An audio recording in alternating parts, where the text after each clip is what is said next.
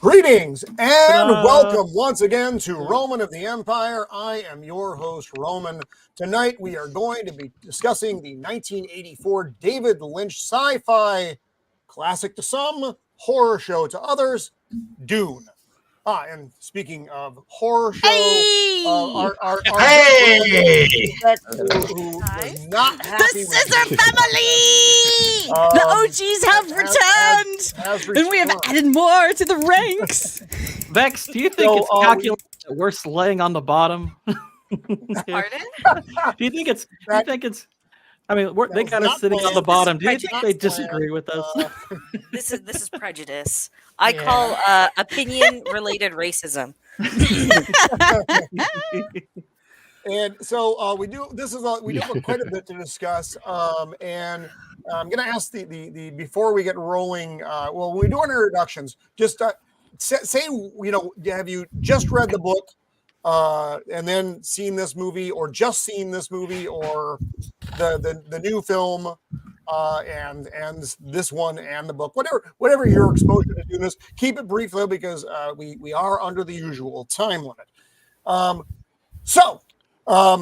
With me as always, he is my partner on this channel. He is my wingman. He once stopped me from carpet bombing Gidi Prime because oddly they have some pretty badass kebabs. He is Shieldwall of Dragons. Welcome back, my friend. Hey, what's up, you? everybody? How's it going? So I saw this movie in a theater when I was 14, 1984. I have not read the books. I've seen the new movie. Anyway, it was like nothing I'd ever seen when I saw it as a kid.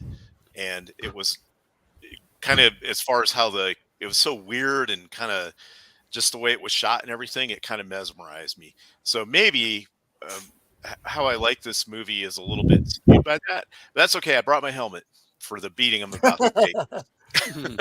There may be. Anyway, yeah.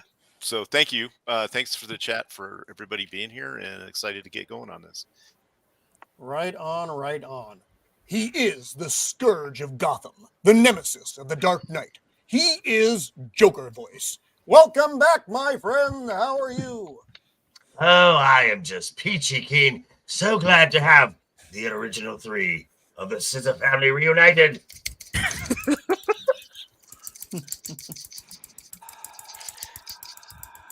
Wow, it's been going on for a while. Wow. It has been a while. It has been a while. Yeah, it's been a minute since Vex has been able to Yes, and it's only gonna get. There's only gonna be more scissoring when the second season of The Last of Us comes out. So this is gonna be. Yep. God help us all. The only reason I'm looking forward to watching that is for the scissoring. That's a true statement. Yep. I just saw Jacob bring up bloody scissors. What was going on that day? So much like Shield, I did not read this book. I don't like to read. It's dull and cumbersome. But I watched the film. I rented it at first, and I rented the director's cut, so it came with 2 VHS tapes, and so I watched the 4-hour version. Oh wow! To start off with, yeah. So first time I watch it, I'm like, "What the hell is this?" And then I watched it the second time, and I'm like, "Okay, I'm understanding this. And I loved it. I love this film. And then just seeing the recent one, and I thought that took what the story was and just elevated it. I thought it was an amazing film, and I cannot wait till March 1st. March 1st cannot get it here fast enough. Yep, definitely. What is it? Was that a cat? Did someone squeeze a cat? It is a cat. It's literally a cat. Oh my God, damn. Oh, I was like, did I accidentally run over my cat's tail? Not knowing. All right, James has a. Did the cat get its nose in your paint?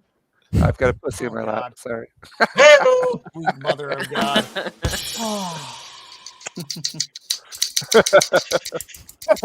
That's terrible. Disturbing. Sorry. She will tell you if this is the way. Books, games, or movies, she's armored up and ready to fight. She is the Untamed Mando. Welcome back, Mando. Good to have you with us. It is good to be here. I still love that intro. It's still my favorite.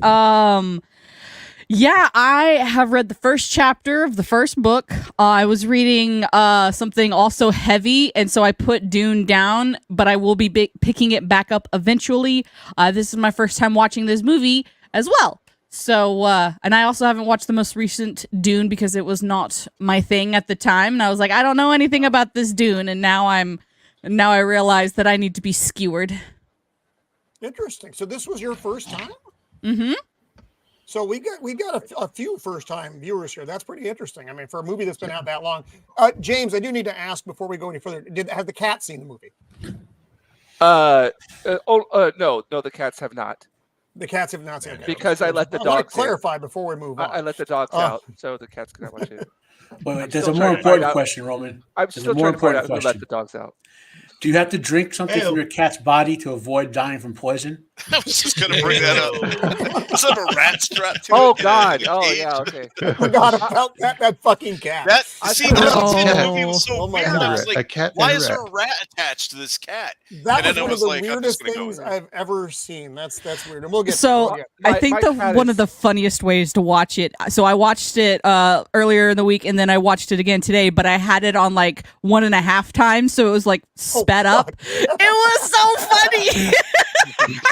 See, I may do that now just for the experience, Mando. Thank you. It was awesome. My cats are well behaved because I've installed heart plugs in them. They won't get out of line. Well, good. Well, Yeah. That's the way to roll. If Yes, you're you going to do it, that's if you're going to have cats, have heart plugs in them. He is the man who knows all the things about all the things. He is the Quitsat Matarak Paul Matadib, which I think I fucked up, but not as badly as I could have. He is the Thad that shouldn't be, the unbearable 73, our good friend Matt. Welcome back. How are you doing, Matt? Doing good. I first read this book when probably right after I first read Lord of the Rings and The Hobbit when I was 4 or 5 years old. It was on the same bookshelf that I found those on, and Doom Messiah back then too. I saw the movie in the theater. Like my uncle and I were a little perplexed. Like did they just should really be called this Dune? Was one of our thoughts. It is it's an okay to entertaining movie. It is a horrible adaptation. So I've seen the other versions of this. And that's kind of I love the book. So just bear with Accepted. Books are almost always better than other. It's true. Well, and that's because you don't have all the exposition and bullshit that they put into the movie awkwardly, or you just don't. You're not able to get the full experience because they just don't have time for that shit. I mean, unless you're making 6 to 7 hour movies, and no one wants to do that. And even miniseries don't do it justice when you do have a 6 or 7 hour movie, essentially. But it is what it is. On Arrakis, he is known as Emperor Beard the First. He is Beard of Liberty. Welcome back, my friend. How are you? I'm doing well. Thank you, as always, for inviting me on to talk about something that I've seen for the first time. Technically, I've seen parts of it on Sci-Fi Channel whenever I was a little kid, but this is something that if you just are shown one scene, it's hard to get hooked and stick with the rest of the film. Unless it's that cat scene, I think. Yeah, that just makes you wonder. But yeah, I don't hate it. I don't love it. It does intrigue me and makes me want to dig a little bit more into other Dune items. So we'll see how that goes. Oh, cool. Well, I mean, if it did nothing, at least it did that. So that is good. God made Arrakis to train Beard's beard. Yeah, to test the faithful. One cannot go against the beard. He is the meme master of the interweb, using his powers for good instead of evil. He is Jacob Ironside. Welcome back, Jacob. How are you, my friend? Those fucking raccoons have taken Jacob. Oh, I'm sorry. Oh, there he is. I thought you could hear my thoughts. Jacob is full. I heard your thoughts, Jacob. They were spicy. Do you have your hand in a pain box? Is that what it is? Yes, pain. Oh, phrasing. Please, no pain boxes. And That's no, that. no, He's all The got in a box. first I The saw raccoon Dune Jabbar. was Was the 2000 He got one of those series. Dune popcorn Jacob, boxes. this box is Oh, filled with no, red what I cool. want to know You if cannot remove your He's a hand. little from the fizzy box. right now. Jacob, was this your first time viewing, or have you seen this one? Yeah, before? I've seen this one, but the first Dune I saw was 2000, which was okay. I mean, it's not, the not TV show? terrible, but and then I saw this one and I was like, what the hell is this? Yeah. Yeah, that's the general reaction. But then I watched it again and it was like, it kind of does grow on you a little bit. But yeah, this is I've seen this a few times. Like I said, I when I watched it originally, I didn't like it back in the day, nor had I read the book. It was just a weird fucking movie. And then I hadn't seen it for a very long time. And upon this viewing, actually, I thought it was all right. So yeah, whatever. He is the red-headed giant in the land of the rising sun. He is the Jinja Ninja. Welcome back, James. How are you, my friend? I'm doing pretty good here. Genki Dayo. How's everybody there? Everybody okay? Good. Very Pretty good. good. Thank you. Good. Yeah. Awesome. Yeah. For me, I've read the books. I've read up to The God Emperor. I've seen this movie a few times. Watched the TV show, which I enjoyed a lot, actually. More so than this film. This film has got some good parts too that I like, especially set design is very cool. Yeah, just a big fan of the whole series, and yeah, looking forward to hearing you guys' thoughts about it, talking about it, and do a little bit of drawing at the same time, as always. Thank you again for having me on. And always looking forward to whatever you are going to create, James. It's always Exactly. Really Is it going to be a sandworm? Is it going to be the cat? If you draw if it's the cat, there may be money in it. If it's the cat, it's actually going to be the new popcorn bucket for Dune 2. Thanks so much. That thing one is of the worst things. Whoever designed that deserves both a medal and to go to jail. I'll pull up a photo of that later. God damn it. He is the Lord of the vined vegetable, not the Triffids. He is the Gourd King. Welcome back once again, my friend. How are you? I'm doing great. Thank you for having me. I first saw this movie in a desk chair in front of my computer about 6 hours ago or so. I have never read the books, though I do own the first one, so I will be reading that at some point or other. I have seen Denis Villeneuve's film, though while watching this, I didn't think about that movie at all. I didn't want to compare them. I just wanted to see if this functioned as a movie. And frankly, I think this movie is absolutely terrible. I think it's a really awful movie with some superficial qualities that I liked. Oh, Amen, wow. brother.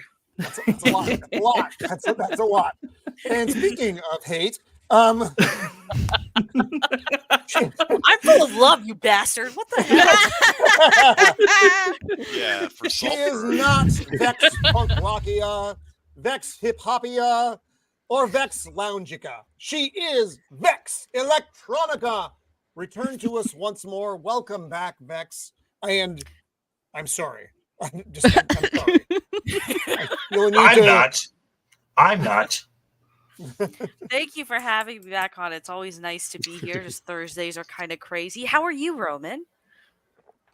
Like always, right on the edge. I had my first beer yesterday since December. Good boy. Yeah.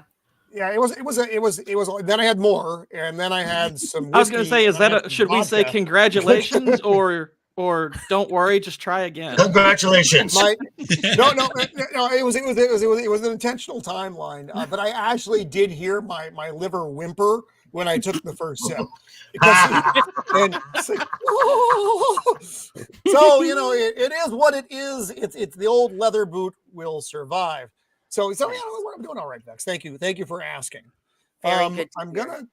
I'm gonna fuck something up here, but before I fuck something up, let's see who is out there in the chat. Not the private chat. Fuckhead, that's me. Easier. Okay, so we have our good friend Cannoli Sasquatch. Looking forward to seeing Cannoli soon, actually. So that's exciting. April 10th. Soon being April April. 10th. Yes. I will be in Vegas. Oh, yeah. Excuse me. I'm gonna try real hard. Are you? Oh, awesome! That's fantastic.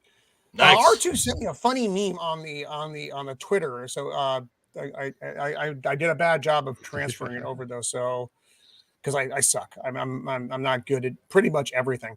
Zax, our good friend Zax is out there. Nice to see you, my Canadian giant friend. Hi, Zach. Nosferatu the vampire. Plus, you boisterous baron of. Oh my God! Wow. The Gooch. Jay, Diabolical Souls, welcome, my friend. Good to see you out there. CLS, you actually have your name back. Also good. I haven't seen Dude or read, so this is just a dead feed for you. I'm happy you're here. But this is going to get obscure for you really fast. Shut up, Vex. This movie's amazing. Bring in the heat. Bring in the spice. I purchased an ample supply of the new popcorn buckets. No time for love, my friend. Eraserhead. Welcome. Eraserhead. Robotic Turtle 88. Welcome. Did we get Hooligan S3? Yeah, Spicy worm. Okay, yep. Hang on, sorry. Making my way. Oh, geez. This is a big panel. Israel Pete, yes, this is a big panel. I don't know what that means. We get Jinja art in real time. The battle pug.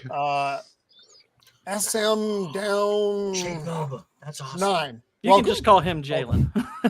Okay, because I can't say all that put together. It did not work for me. Hooligan, Sandworm, Hooligan S3. Welcome. Some dummy named Roman. Corey Cochran, welcome. Welcome. And last call with Troy Pacelli. Thank you, Troy. What's up, Troy? Welcome. Good to see you out there. And I think that is everyone, unless we got some other ones here at the bottom. But I just we need to get rolling into this hot mess of a movie. There were some. The opening scene is different than I remember it. This is the one I remember.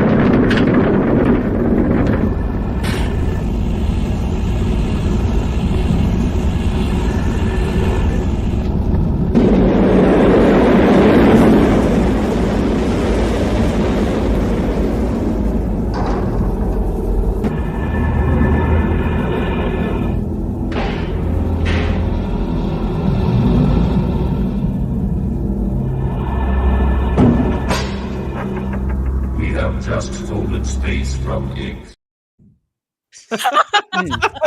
Pretty accurate to me. That's wonderful. 10 out of 10. Never mind. This is a great movie. Yeah, that's totally. That movie is so much better than I thought. This is where I'm going to screw this up, but that's okay. Let's see how this goes. God damn it. Please don't just go there it goes. Yep, fucking sideways. Okay. Give me a second. Sorry about that. That's a lot. I know that's. Hang on. Sorry. Fuck off. And there. Black History Month. There's nothing to apologize for this month. Exactly. Hey, my 1.8% sub-Saharan African resents that. Yes. That's right. Yes. I'm like 1.6 according to Virginia Madsen. Those are some gorgeous eyes. Yeah, back then, she was incredibly beautiful. Yeah. I actually didn't believe that this was the same person until I looked at the credits because I don't know what happened. Maybe it was drugs. Maybe she took too much dick, but she does not look nearly as good with age. No. Wow. That's a lot. Not even if it was too much Evex, she was doing it wrong. Oh my! This is why we have Vex here, folks. 5 or 6 years after this, she looked like 30 years older. This movie could have just been her telling the whole well, story. yeah, because I mean, the intro to the book is a nice way to bring you into the movie and kind of it sets everything up, you know. Right. So the Emperor is sending House Atreides to replace House Harkonnen on Arrakis because he wants to fuck them over. And she sets all this up right here. So you get why things are happening. And Iraq, of course, is where the spice is mined. Oh God, Gourd, that's great. So in the book, by the way, every chapter opens. What happened? Atreides nuts. Oh, Gourd. Atreides nuts. Oh, Atreides nuts. Thank you, Gourd. Oh, thank you, Gourd. In the book, every chapter opens with a passage from Princess Urulan's histories of this time in the Empire. Mm-hmm. So in the book, she wrote a. By the way, wrote a book. Go back one. Toto. Who remembers Toto? By the way, besides me, I do. Okay. Oh yeah, Africa. Yeah. Yeah, I found the I'm quite impressed that they did the music in this film because it's probably my favorite thing about the movie. This has a really great. Same with Brian Eno. The soundtrack is amazing, and if the visuals. It should say above this. It should say loosely based on the novel by Frank Herbert. Yeah. Yes. And then So, go back one. Okay. I have a question actually for if I may, for the people that have read the book.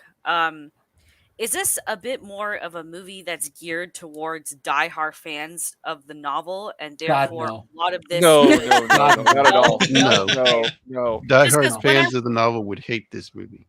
Yeah, okay, when I was watching it kind of felt like there were a lot of like scenes or instances where it's like, yeah, we were trying to make a coherent enough script so that average goers would like it, but I felt like it was still trying to call back to a lot of the hardcore fan base. David Lynch never read the novel. Oh, so he's a modern. He made a movie for the modern David audience. Lynch. You can't say this guy's last name during Black History Month. Yeah. Oh my God. Lynch me, bro.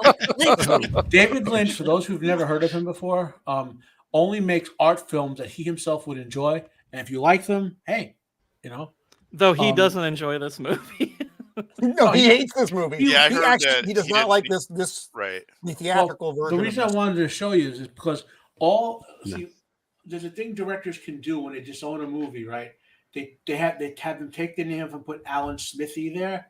All of the extended versions David Lynch has disowned. You'll see Alan Smithy on all the extended versions. Okay, he says only this version is what he intended. Blah blah blah. So if you'll know you're seeing an actual extended version if you see Alan Smithy there. Well, this isn't that, and I've never seen any other version than this, except for the new film, which is not. We're not talking about that tonight. Yeah.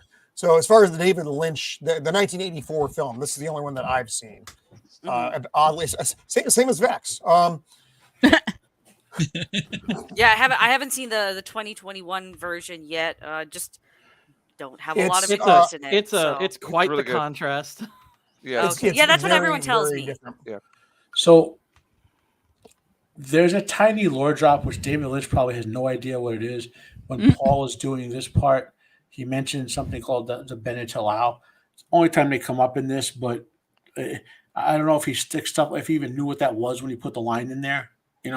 It's I don't want to hate on David Lynch because he did things I like what was that show, Twin Peaks, right? Mm-hmm. Yeah, that got weird in season 2 though, but yeah. Well, what show doesn't get weird in later seasons?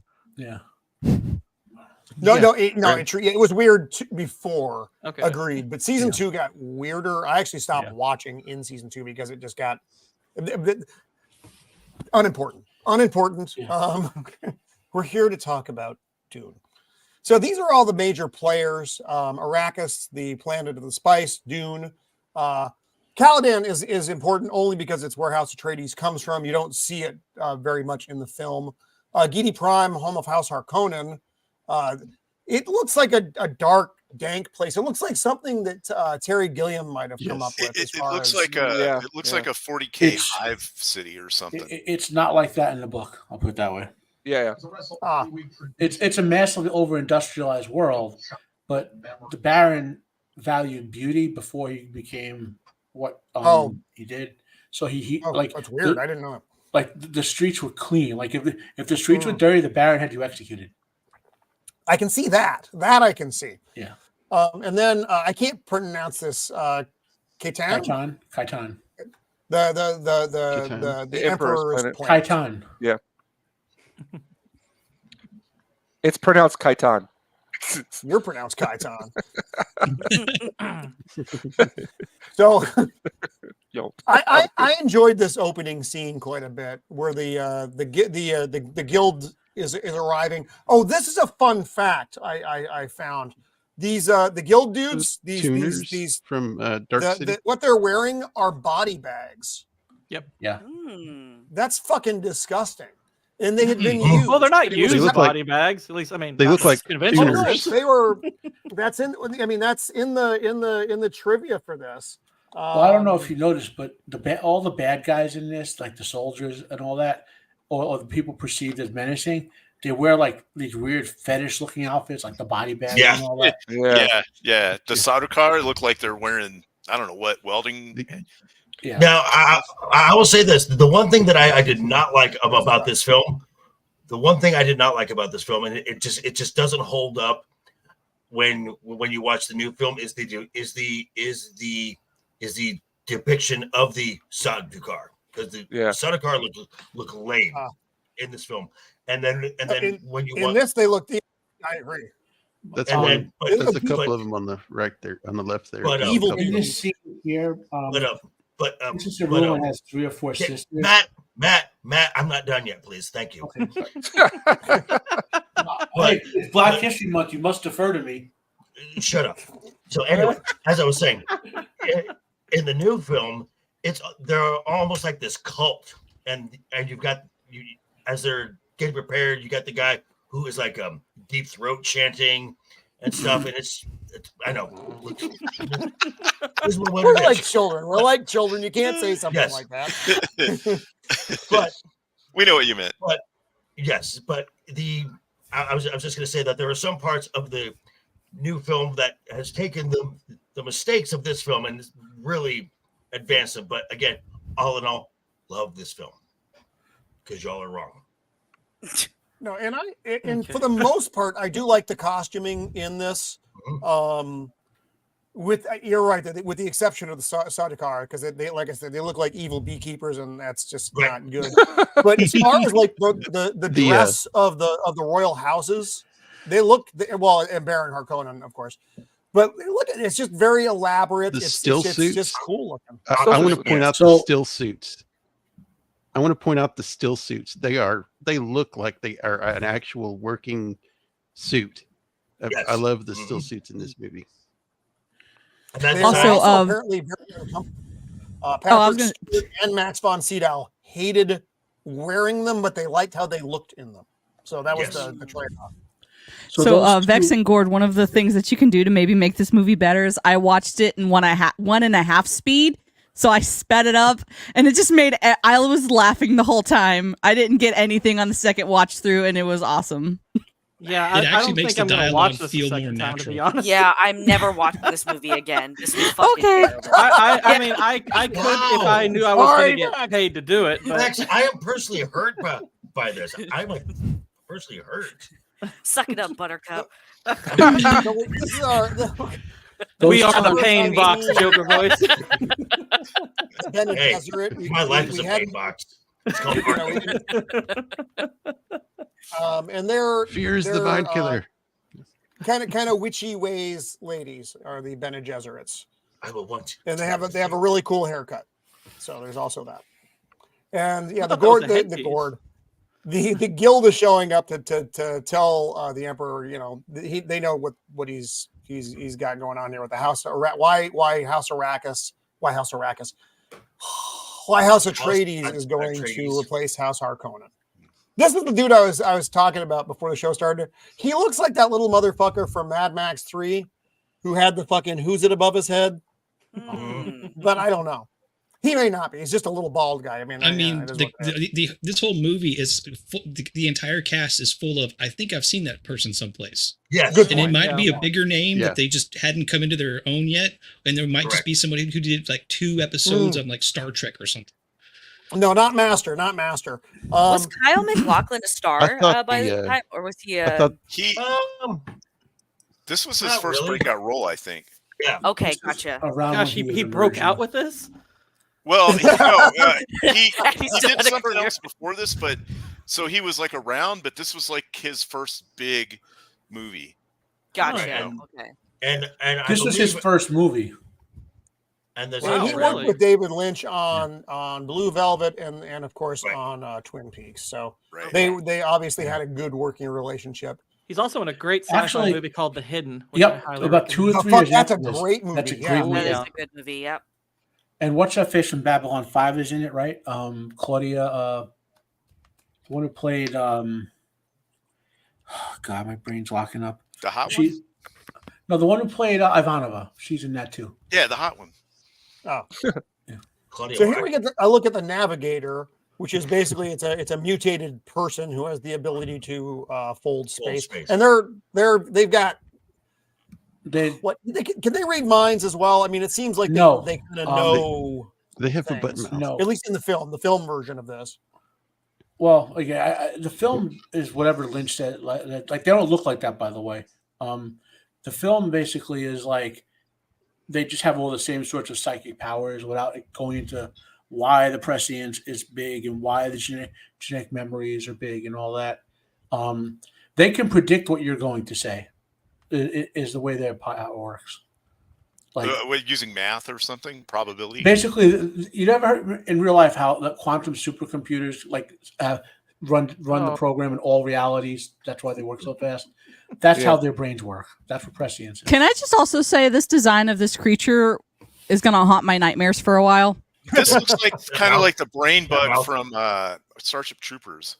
Well, Kind of it's, reminds me of some I don't David know what they were Cronenberg thinking kind of with this stuff. thing.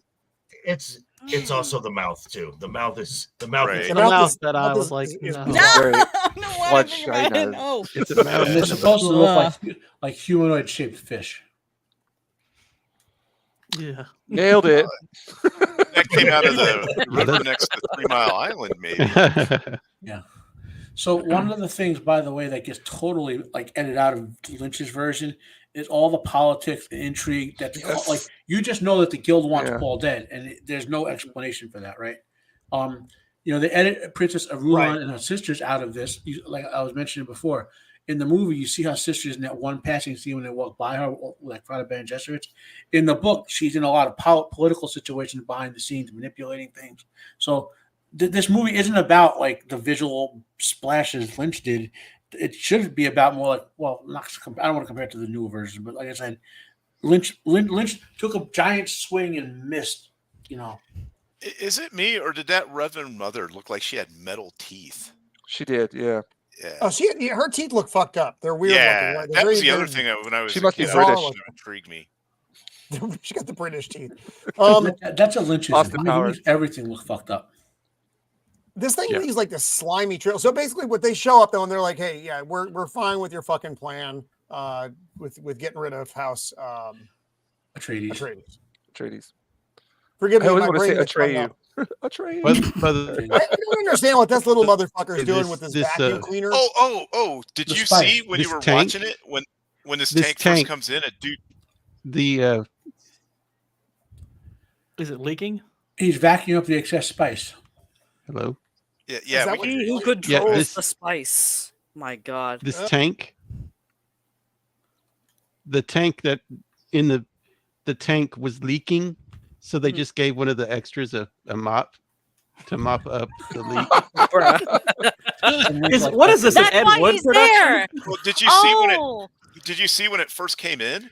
When it very first comes in, the doors open. The little guy with the mop here on the left, he trips and falls.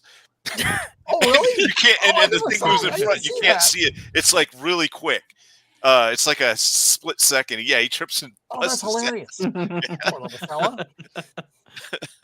I So noticed that when I again, watched it these yesterday. are body bags. I do like the guild guys. Sweet mother of God. Sorry. There was a car alarm going off. I heard. Oh, heard it, yeah. fuck. No spiders. No spiders. That actually kind of fits the ambience because if you remember the beginning of this movie, there's that blaring alarm that keeps going off. I actually thought there was something wrong with my headphones when I was listening to it.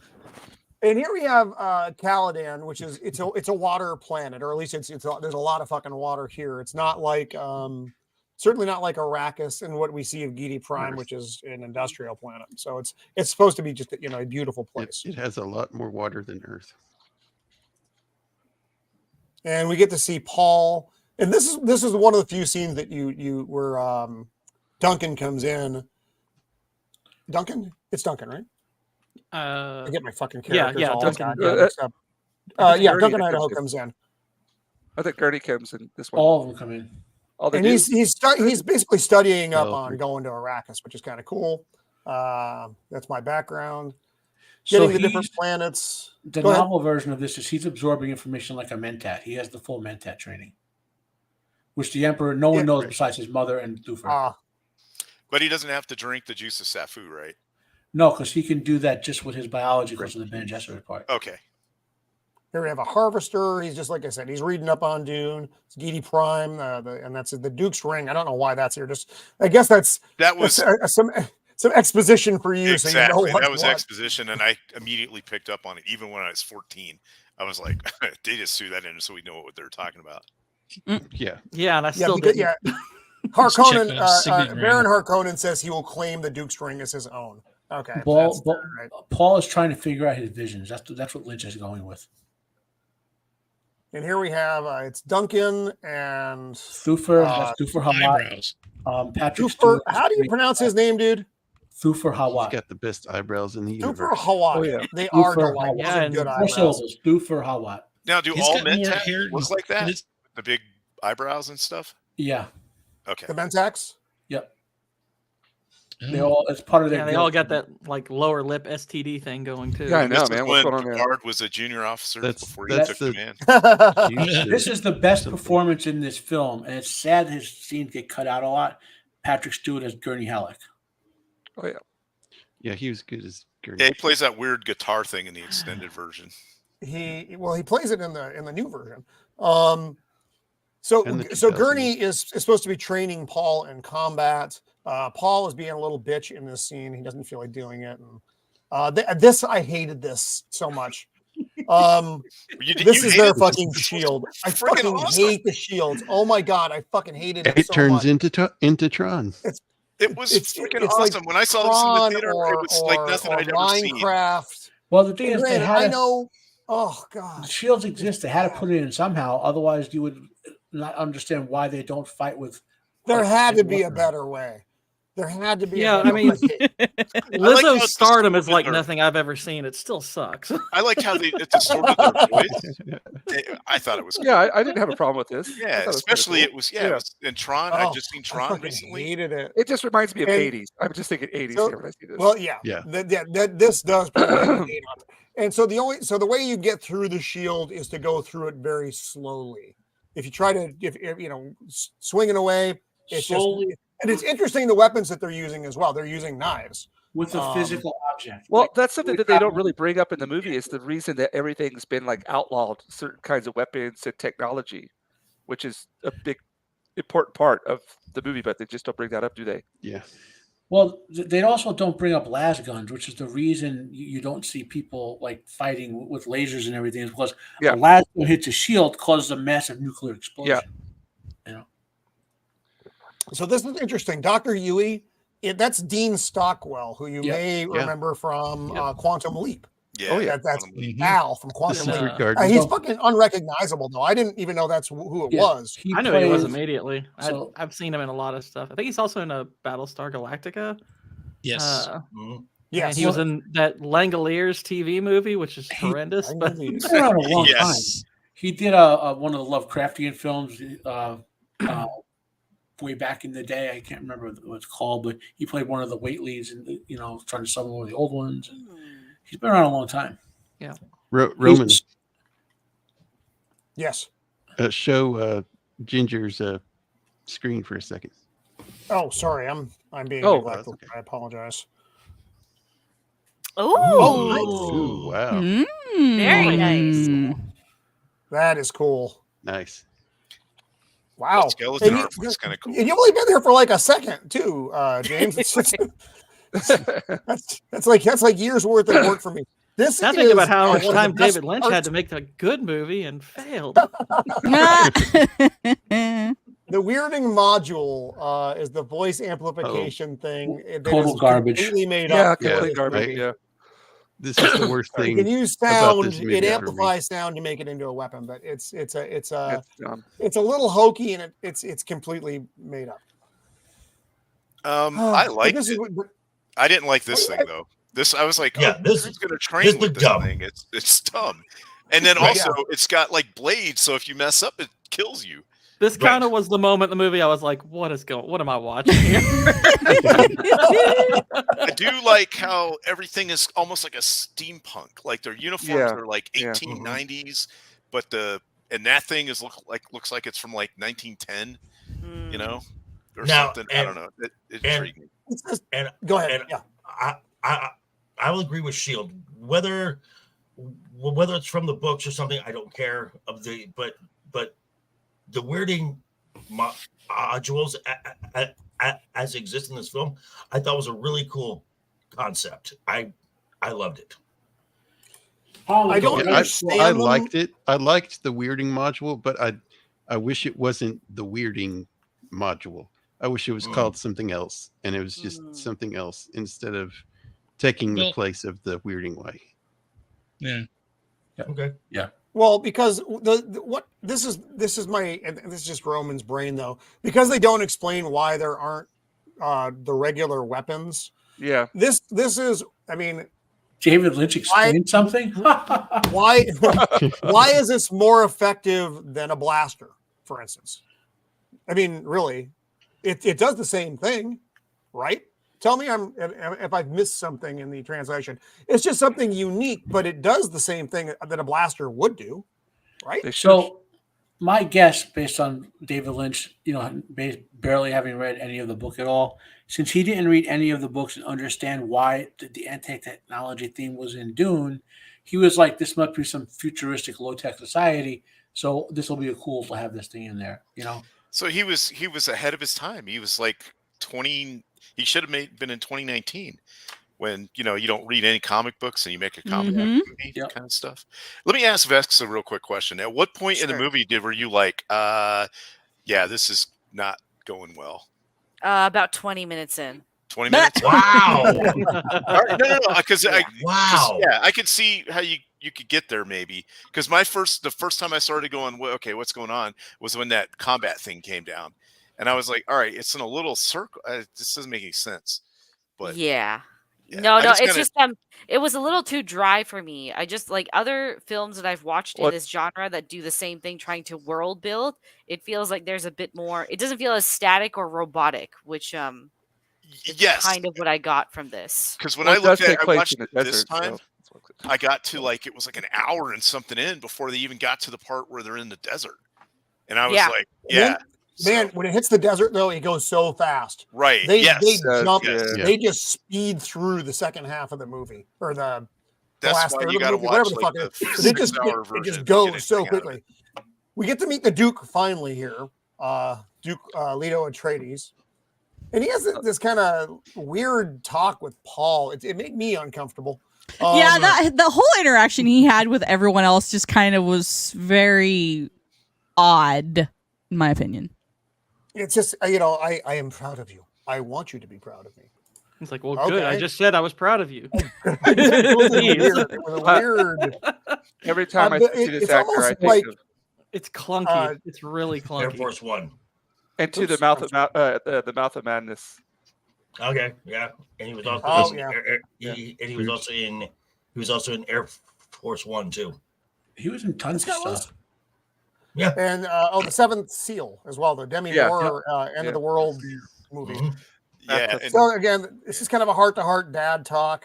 Wasn't this last boot? Yep. Yes, it was. Yeah, Turgan Clutch now.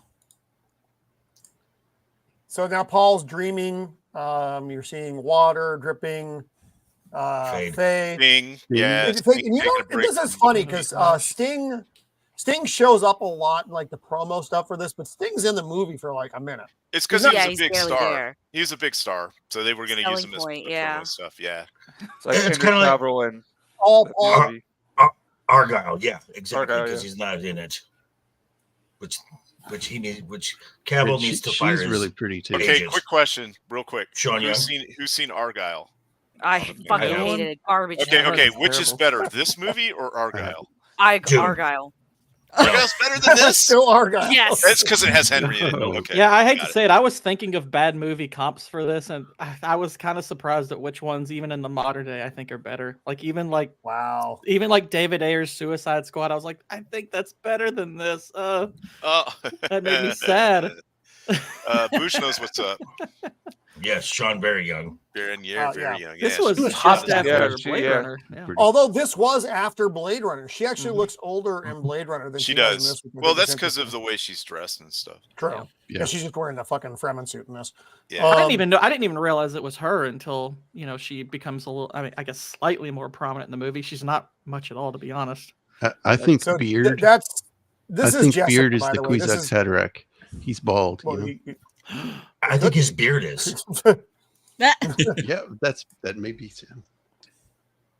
And Jessica's getting yelled at, admonished by the A little tongue Bene lashing. Gesserit Reverend Mother for having a son. Although, what is Paul's? I don't know how Paul is what 20 something in this movie. He's supposed to be younger, but 15. he's clearly 20 he's way something, too in this. old in this movie. Yeah, he's 90210 in this movie. Yeah. He's supposed to be in high school. And he's like 30. 2.4. The Misses of the Empire popping in. She had a question. Not part of the movie, or not part of this film. So because they're trying to breed. I agree, Bush. It's at the Haderach, which is like the super being of the universe. And Boy, Jessica They think Jessica fucked it up because she decided to have a son for the Duke because she loves the Duke. She was supposed to have only daughters. That was her job. And it's whatever. They're the Bene Gesserit. I mean, they're like a religious order as well. They're right, sort of. They pretend to be like a religious Right. order, But they're just but they're actually they're actually like the architects of power through the offspring of Imperium. yeah. Yep. They pull the Basically, strings. they're like the same way the guild controls the universe through hyperspace. They try to control through politics. Right. The best way to put it. Witches be crazy. Which is crazy. They do. I thought all these floating lights were kind of cool. Although, crazy what stuff. technology they have that can levitate those, but then they can't do all this other stuff. What's it called? It's the same thing that the Baron uses to float. Which is not in the book. He doesn't fly in the book. You just need you need yeah, help because he's hovers very heavy, across but the he does floor. not fly in the So book. wait, if David Lynch had not read the book when he made this, was this really like one of these modern things where it's just like, here's the name, we'll Yep. take advantage Yes. of it, or Yeah, That's what it sounds basically. like. Certainly Yep. what it seems Slap like. a label. Well, Exactly what what about it the was. other Saying, he screenwriter? was so The far word is ahead of his time. he read through the book, like just sort of Skimmed it. Yeah, that's what the Dune word for is. dummies. Mhm. Or dummies for Doom. Whatever. Dune for Doom for dummies. dummies. Yeah. Get a Um, So Mentat at read this it. point, I would bet Patrick Stewart, by the time they got to the film, knew far more about Dune than David Lynch did. So what about the That's other screenwriter probably- though? Because there was another guy that helped him write the script. Had that guy read it? Do we know it all, or? I think the other Was guy there that another has they name gave attached to writing the credit was screenwriter? Frank Herbert, the novelist, and Yeah. I think that's just Yeah, you know, that's, You they like always making 'em- courtesy. yeah. yeah. Whenever you have Or a, discourtesy. an adaptation of a novel, they will always put the author. No, of no, the I know. novel I under thought writer. there was another screenwriter. Oh with no, it. no, it's That's just all, it was yeah. just it was No. just Lynch. The Okay. one character that didn't get enough screen time in this movie is the war That pug. dog. Yes. Yes, A little I like the dog, dog. yeah. Mm-hmm. Dogs Yeah. were awesome. There's a point where I thought it was dead, and then there later on at the end, it's like hanging out, and I was like, "Oh, okay." Yes, he comes back. He's a Yeah. war pug. War They pug's should have so asked kind. Ozzy Osbourne to do a War Pug song. Yes. That'd been awesome. I did enjoy this part. So she's testing him Right. with Uses the voice the pain on box. him. She used. Oh yeah, that's something. Yeah, they've got that crazy fucking voice that can make you do whatever they want you to do. That's Suggestion, it's right? a- It's a compulsion. Right, and then that's part Compulsion, of the weirding yeah. way, right?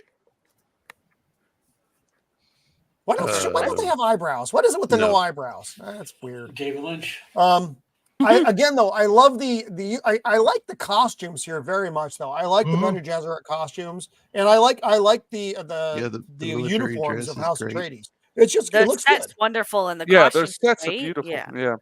Visually, this movie is great, but it's just the substance that ties it all together is the problem. And that's what really drew me into it was the use of light, like how a lot of people, it's dingy and dim, but to me it made this place look very wet and every time I see every time I see this scene, I think of the you're roboting, Jacob. We missed you, Jacob. The raccoons had control. Oh, I'm sorry. I was using the voice, and it was doing it. Okay. Say that last part again, Jacob. Yeah, this scene reminds me of the redub on YouTube. It's hilarious. You have to check it out. It's funny. Yeah, there's a short 6-minute thing. Yeah, we can't show it here because we will get a strike. And she tells him this is her. What is the Gold Jabbar? Gum Jabbar. Hooligan. Oh, God. Very nice. Well played, Hooligan. Well played. My idea was adapted partially. It's awesome. Oh dear Lord. So this will kill him if she fucking scratches him with it. What's in the reason for that is on purpose. What's in the box? If he can't pass this test, he's too dangerous to be allowed to live. He's an animal. Yeah. Well, more so than that, like he has the Bene Gesserit abilities. Oh really? Oh, that would be hilarious, Boosh. I would love to see that. I think I've seen that. It's pretty dang funny. I think did you see what's Larry David? Yeah, Larry David Elmo out of Elmo. And what's funnier is Will Wheaton freaked out about that. I've heard about this. It was I like, just heard about my that. father used to beat me. Elmo's only 4 years old. Oh Jesus! Fuck you, Will Wheaton. Fuck you, you fucking weird piece of shit. Stop Shut drinking the fuck soy, up, Wesley. man. Yeah, what a Shut bundle up, of Wesley. sticks. So much. Jeez. How does Vex have more tea than that guy? Have you met Vex? Yeah, it's true. Packing 12 inches. Hell yeah. Yeah, I'm just letting it hang there. gonna give Will that lady. Let it hang. All 12 inches. Lady All 12 inches. That's all. So this is all in his head, but you don't know that he's the hand cooking thing, and he has to endure it, or she's going to kill him. And she puts him through quite a bit. And no female that she's ever done this. I would have rather endured as much. No female, but anyone who's ever done the test has withstood that much. Right. Well, I would have rather them not show it because it's all in his head. I'd rather them not have shown. It's not exactly in his head. It is neural stimulation. There's physical pain. It's just not the burning stuff. Yeah. But I agree with you. It would have been better if they just showed let him act it out. I mean, Now, we have an example of both the show or the don't show version of it with the newer film. Movie. I think both Yes. honestly are pretty effective for what they're doing because I expected them to show this being a David Lynch movie, and I was more or less okay with that. What I like, I do prefer Villeneuve's version more. Yes. what I like about this version compared to the other one is I like his internal monologue, where in the other one, Jessica sits It's out his the mom. door and Right. she's It's the one that right. says fear is the mind killer. In this, he's saying it, and I much prefer this version with them in their internal monologue. I like it better. It's more maybe- sense for him to Doesn't have the internal Paul monologue say in this it movie because he's older. in the book. Matt, doesn't Paul say it in the book? I know he thinks it. I don't remember if it's like a double quote or a single quote. Okay. And Jessica didn't know if he was going to make it through this or not. And Paul is concerned about his father because he knows that there was something afoot that his father may end up dying during the upcoming events. while she, I mean, I guess more books sold than movies sold, but she wants power. She doesn't care if he's the Kwisatz Haderach. She's on Team Leto, so to speak. Mhm. You know what I mean? Right. I don't know what this is. What is it? Looks like a gaping like mouth. it does. It's very erotic. I think it's like a smokestack that's supposed to be stylized because it's got all this like. It does. It looks like a. It looks This like is a basically mouse. That's what I thought, David too. Lynch's warped version of Getty Right. Prime. This looks like a board cube. Oh, wait, That's what I just thought wait too. for it. I'm going to say it and see if you can spot it. Look for the dwarves randomly milking people in the background. Just wait for it. No. See if you Here can- is Brad Duroff. What's his And name? he's in another this? Mentat. Peter DeVries. He's Peter a twisted Beers, yeah. Mentat. Peter. He's what they call a twisted mentat. Okay. And that him drinking that stuff, that's what stains the bottom lip. Right. This whole fucking scene is really unnerving. Again, I like the look of this. The paintings, the matte paintings. The look of this movie is really good. And again, I actually don't mind this version. It is what it is, you know, as far as the faithfulness of the novel. But I thought it's fun to watch, kind of thing. No, God damn it! Not a bad movie. It's really not a bad movie. I want to give David Lynch mild credit. When Peter drinks the juice of the Safu, he does this saying, right? That's not anywhere in the books, but it's actually fairly decent to sort of the mentat mentality from the books. So that ear thing is a new there. style coming to Hollywood soon. Yay! So he can't see. Is he blind too? What is his fucking? It's just so this weird. is David Lynchism. Just all the weird shit. David Don't Lynch ask is doing. questions. Yeah, that guy, that guy the whole time I'm just like, bruh. So I was eating during this scene. The doctor I'm sorry. talking in rhymes too. He like everything he says is a rhyme. Yeah. So the none of book this baron, gross, weird stuff is in the book. Due to a series of, I guess you would say, warfare with the Bene Gesserits. I won't go into the details, but it involved graping and counter graping, so to speak. They altered his biology. He used to be like massively handsome. Like he used to be like tall and handsome and heroic looking and all that, and considered a very handsome man and all that.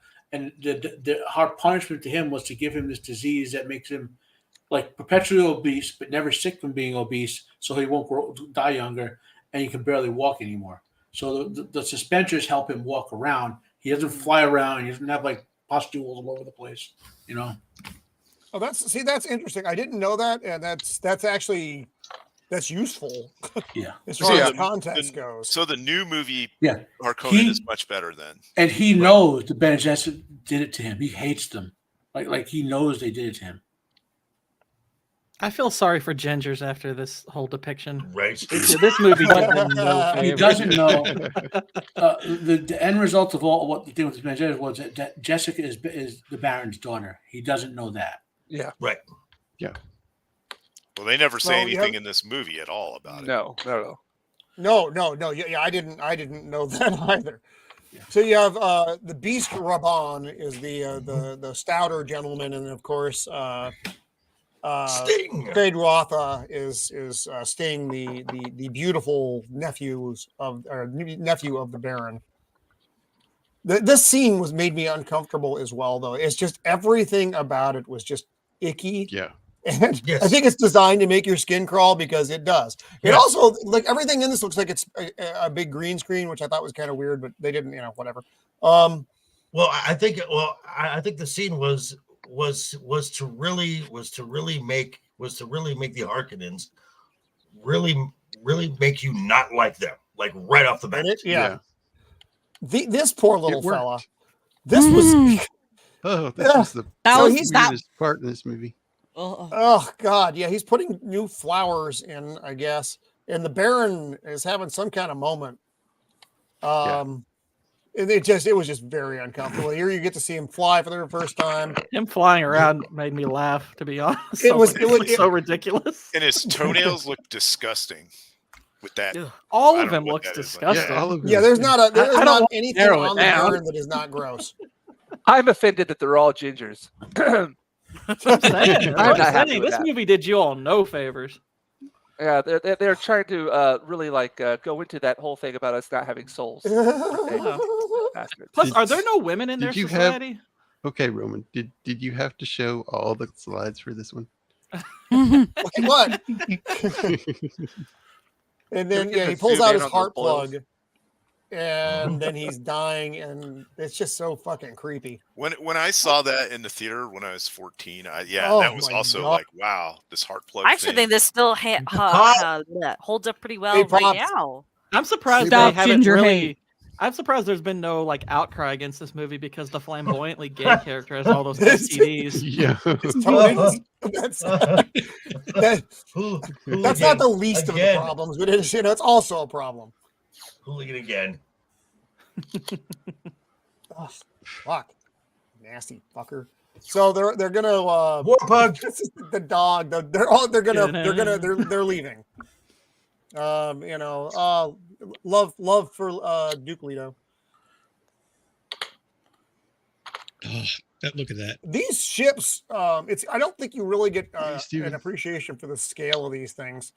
Right. Yeah, they like, do because a pretty the decent set job. design is with- pretty immaculate. I will. They do a definitely pretty give it decent that. job combining live action matte paintings and Yeah, they do. miniatures, conveying the scale. That's the other thing that intrigued me. It's like, look how weird these ships look. They're kind of, and then the inside looks like, what is this? It's got all these tubes and stuff. Looks like it's like 1890s technology, with like upholstered chairs. But actually, though, I mean, looking at these ships, and they look very clunky. They look very awkward. But they're going to be traveling in space. They really don't need aerodynamics because it's space. Yeah, and they're not technology, actually traveling holy through crap. space with those. They're just going up into the Highliner that Right. carries. Oh, them. Steven, good to see you, my friend. It's not apparent from this movie, but Dune's super technology is like beyond. It's like somewhere between Star Wars and the Time Lords. Like it's way up there. Gotcha. Yeah, because I mean, the whole folding of space thing, that is genuine. Yes. That's genuinely something that Now, this they gives are you- working on trying to develop. Right. That is a real thing. So like Yeah, Dune's right. technology is so advanced, they can make these ships the most aerodynamic possible, and they'll still fly just the same as if they were the most aerodynamic possible. Yeah. This right here gives you an idea of the scale Right. of Of the Hayliners, yeah. of the high. I love the because- big door. The big Right. door is cool. Yes, and how The big it's opulence. Yeah, the big Right. opulent Yes. door. this looks like this again. This looks like something out of 40K. I'm convinced the people that made 40K watched this movie and then they went and made their I game. got some ideas from it. Yeah. Yeah, Yeah, I don't know much about 40K, but I The know enough that I uniforms. was getting some vibes from oh, this. it's totally. They their probably read uniforms, all the of that. Dune books and got stuff from the Dune books. Yeah. Yeah, this looks like a. I mean, look at that that. looks like that a. that look looks at like this a hive city. And Yeah, Go back yeah, one that's room. not what a Hive guild City navigator or is supposed a- to look like. This No, looks not a- like not what a happens twisted if you tadpole. don't wear a condom when you should. Oh, This more looks like what happens if you become the condom. Or it looks like what happens when you eat too much Taco Bell. And what the guild navigators actually do is calculate the path through hyperspace, and then they press the button. They don't actually teleport it with their mind powers or any bullshit like that. yeah. Which is what they do in the movie. They do Wait, the no, bullshit. Lloyd- And It I don't comes out get of this their- scene at all. It looks like Comes out it of looks their like a butt. exactly. No, like, They couldn't fit her into the aspect ratio, hooligan. well, that's not a This butt was- that's coming out of the. That looks like the magic space badge powers. Yeah, that was weird. So What kind of just, vaginas are you looking at, Joker? What I was about to say that needs to get checked I out. live in Vegas. Yeah. he is in Vegas. that doesn't look like a vagina at all. God. That chick with the whip. how this that's not how a vagina Well, maybe not a works. human one at least. Oh. Oh, And then boom, they're at Arrakis. So I'm wondering. I mean, is it because it's in the movie? It's basically instantaneous. I'm assuming It's much there is longer no in the real book. passage of time. It takes more time to get all your ships on board the big navigator vessel than it does to actually Yes. fucking get to It can- from it place to can- place. It could take many days. there were multiple trips for the Leto was sending his forces ahead of time to the planet to prep for their arrival. So there were multiple trips, and like in the movie, it's like 7 seconds and you're in Arrakis. Like there was many months and months of the transition going on. And so this film, the movie, the physical parts of the movie was all filmed in Mexico as well, which I thought was kind of interesting. This is a beautiful painting. I love this. This looks so cool. Which I heard the visuals. Which I heard that this was like really in production hell because it was like 110 the entire time that they were shooting there. I also read they had like something like 200 crew members trying to clean out an area of the desert in Mexico just to have this set. Oh, to get rid of all the vegetation, right? Something like that, yeah. Yeah. That and sand. Did you see like when they step off the ship? Look at that. That's like 1895 or something. Mm-hmm. The way her hair's done. Really they all look so happy to be there too. Yeah. I've been to Mexico City. This is about how you step off a plane. This is about how happy you are. And again, because they came from a planet where it rains a lot, and they were just in space, and now you're coming to a desert planet which is highly lit. So, yeah, you're gonna squint a bit. I can't believe we didn't pack the sunglasses, Father. Where's the warp? Yeah, really. And of course, what the fuck? Right? And the only happy one there is the warpug. So Leto knew this was a trap. Like he didn't so he decided to basically turn this against the Emperor, and that was the whole thing. Did you catch a clip of him sending Duncan Idaho? Hey, Copa. What was that, madam? Sorry. Did you? I think you missed the snapshot of Duncan Idaho going ahead of them. Right, but Duncan went ahead to spend months and months with the Fremen to try to form an alliance. I think we come up on Duncan here soon. We haven't passed that yet. And he's a weird character there. Like he's a major character in the book, but everything he does is basically off screen. You know what I mean? Right. Like obviously he spoilers for books that were written 30 years ago. He sort of comes back quite a few times after this movie. Okay, and I am going to share something from the new movie that I fucking don't like. Vex, I don't know how you feel about him. I don't like Jason Momoa. I think Jason Momoa is a talentless being. Oh, I agree with you. He's just pretty to look at. You see, and I don't even get that. I don't even get that. So it's Jason Man, Momoa. you should have seen him in Jason the early Momoa. days of Stargate Atlantis. He was rough. Richard Jordan was I think superior is Duncan, even though the movie's kind of fucked. But you know, I had no problem with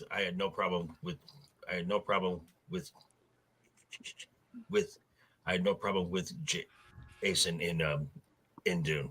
I had no problem. I like really, Jason. No, I couldn't stand him. Dude. He was better in the new Dune than he was in the Conan remake. Yes. The one thing I ever saw Jason Momoa do that I enjoy was a TV show called C. You know what he did? Yeah. There was a small show he did for IFC called The Red Road. He was actually really good in that. It's kind of a shame that one got canceled, but I think that's the only good thing I've seen him in. Well, that's how it goes. So sorry, go ahead. But he's pretty. I was gonna say that's how it goes. If a show is good, they cancel it. If it's garbage, it'll run for 10 seasons. So for purposes of being Duncan Idaho in the movie, he was fine. For purpose of being Duncan Idaho, if they ever do anything where he comes back, Momoa will be horrible. I don't. All I get out of Jason Momoa is it's fucking Jason Momoa. That's all I get as far as there's no character there. It's Jason Momoa. Whoa. I don't like that. But yet you'll praise Nicolas Cage, who does the exact same thing. That is not true. That is not true. That is an untruth spoken by Joker. I don't know. Nicolas Cage has got some range. I mean, not always, but He's No. got some Yeah, brain. He has a range of But two facial Momoa expressions. is the Rock with hair. That's what Momoa is. Well, shoot, watch him in the movie Pig. He's fantastic in that. Yeah, he was really good in Pig. There's no, But anyway, there's no such thing as a good Nicolas Cage film.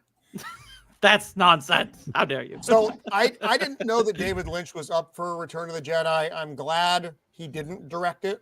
Although That would have been really weird. Arguably, Jedi Put it was my together. least favorite of the original trilogy. David Lynch would not have made it better. No. I don't think he would have either. I'll agree with that. Everybody's lining up to get their water. They're in. It's like they're actually in the military. You're standing in line waiting for fucking something. I'm getting flashbacks to being on Jacob's stream for like Lawrence of Arabia, and it's all about the water. Now, Right? Yeah. I don't know if because Herbert was involved with this script to some extent, but I don't know if Lynch actually did this on purpose or not. But you do get some of the sort of anti-technology nature of Dune society from some of the way they're scouring this place. Like there's a lot of things we would do with machines, looking for eavesdropping that they're doing by hand, for example. Because their society innately distrusts machines. This shield wall thing didn't really. I was like, all right, it just goes up. I was like, you can shoot over the thing. He said the thing. He said the thing. I was like, is she a doom or Shield something? wall, Right? he said the thing. Shield wall talking about shield walls. So they are trying to get the shields up. They're having a hard time getting it up. Come on. It happens when you get older. Sorry, it wasn't great. It was a bad attempt at a bad joke, and it is. So they're trying to secure the base because they know the Harkonnens left people on the planet to fuck them up. And here we get what's his fucking name? Max von Sydow. Liet Kynes. Dr. Kynes, Max von Sydow, who I love Max von Sydow. I'm always happy to see him. He's a great actor. He is. When he shows up, He you're is. happy to see him. It's like, yeah, even if he's only in it for a minute. He was the best part of all the new Star Wars movies, was the brief moment that Max von Sydow was in it. Yep. Yes. Sadly, yes. Agreed. And somehow he So- looks like he only And aged then they like messed it up and 5 or 10 years between this movie and that movie. No, you're right. It's because of the name. So I think he's- the name keeps him young. He is a holy man to the Fremen, as his father, who was the first Imperial ecologist sent there, became by sort of weirdly by I'll not go into the whole side story, but it's a kind of cool story. But and he's Chinese father. Oh, okay. See, that's something else we don't know. One thing I'd like to didn't know that mention is either. about the blue eyes. In the theatrical yes. version, they would be intermittent. Like sometimes they would have blue eyes and sometimes they wouldn't. The blue eyes are from So- exposure Right, from to the Space spice. The reason Station. the interplay of this scene is important because the way they stop him from touching the Duke, if there were Fremen there, they would have killed them for touching him that way. Hmm. He's literally the don't holy- touch the Duke. No one touches the Duke. But he Kynes is the holiest of men to the Fremen. You know what I mean? Like you don't touch him that way. Right. So there's the Fremen entourage. Also looking an awful lot like a metal band from the You 80s. see the look on their faces? Yeah. Someone must have told him. That that dude they're on the supposed to right, scowl I at was him. like, when I was young, I was like, that dude looks cool. All the rest of these guys look like a bunch of. Is that douchebags. what's his face? Who from That's Where the Fighting Eagle? What's his Oh name? my gosh, someone else knows that movie. I love that movie. I love that movie. That movie's hilarious. Don't rank on my childhood, man.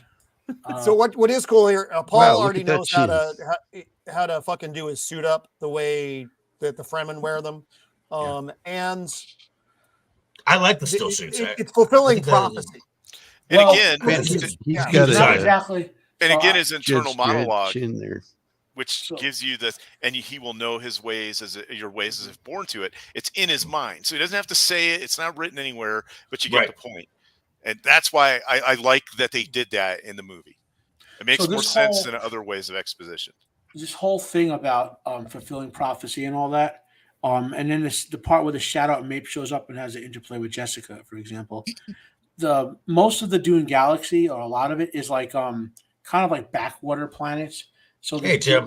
the Bene Gesserits have what's called the Missionaria Protectiva, where for thousands of years they seed these sort of into all the local religions that the Bene Gesserits are holy women, their children are like prophets, are your chosen ones, and all that.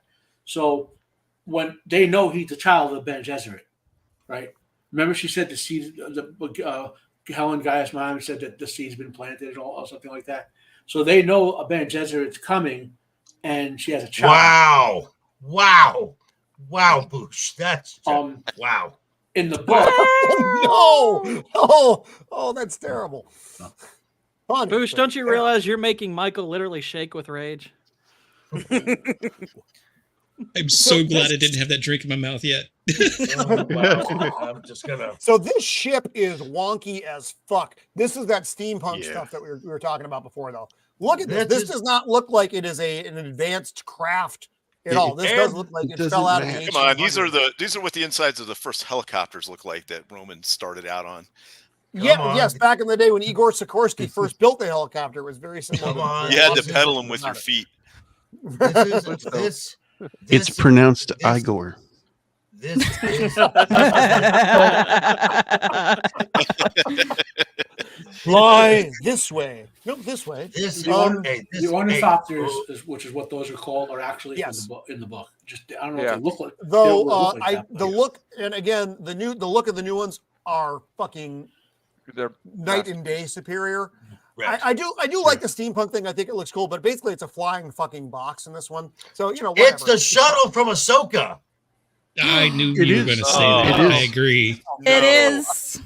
God. Oh God. It is. It's always got to go back to Ahsoka.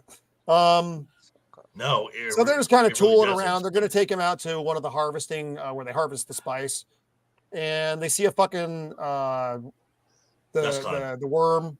So they have worm sign. Worm sign. You have good eyes. So these are the dead Harkonnens that got left behind, and the doc's looking for something. Which is, it's like he's doing an autopsy, but he's looking for something else in the body, and he finds something else in the body. Oh, how'd that get up there?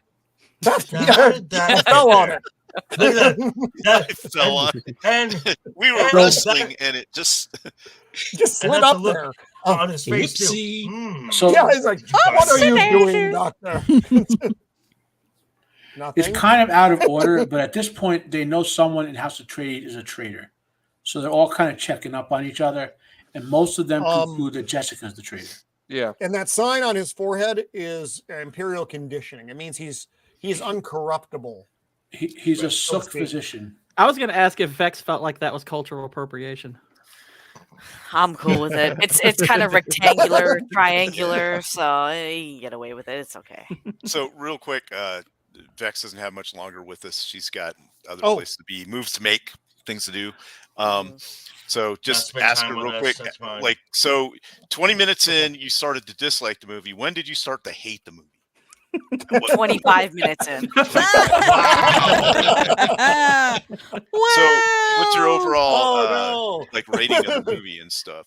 You know what? I rated it on IMDb. I gave it a 4 out of 10. Wow. I think the That's sets higher than me. Yeah, no, you know what? The sets are phenomenal. The costumes are phenomenal. I like the score. I think those are the 3 things that save this movie, but it's way too long. It's so fucking dull, so mechanical. I don't care for it whatsoever. I never want to watch this movie again. I can't believe I watched it for the stream, and this is the one that I decided to come on for. It's also it significantly killed a lot of hype for me to watch Dune Part 1. The new one as well. It's night and day. Yeah, that movie is night and day. So much better. Yeah. It's like watching the sequel, the Disney trilogy, and then going back. Like you can't watch that one first. You know what I mean? So the bottom line is you recommend Saltburn over this movie. You know what? Again, I said it on Zax's channel, and I'll say it again. Saltburn is a great movie if you watch it as a demon sacrifice movie. Oh, okay. So it's got to be a demon sacrifice movie. Okay. Exactly. If you watch it like that, then it's a good movie. Otherwise, it's not a good movie. Okay. Awesome. Mm-hmm. That's weird.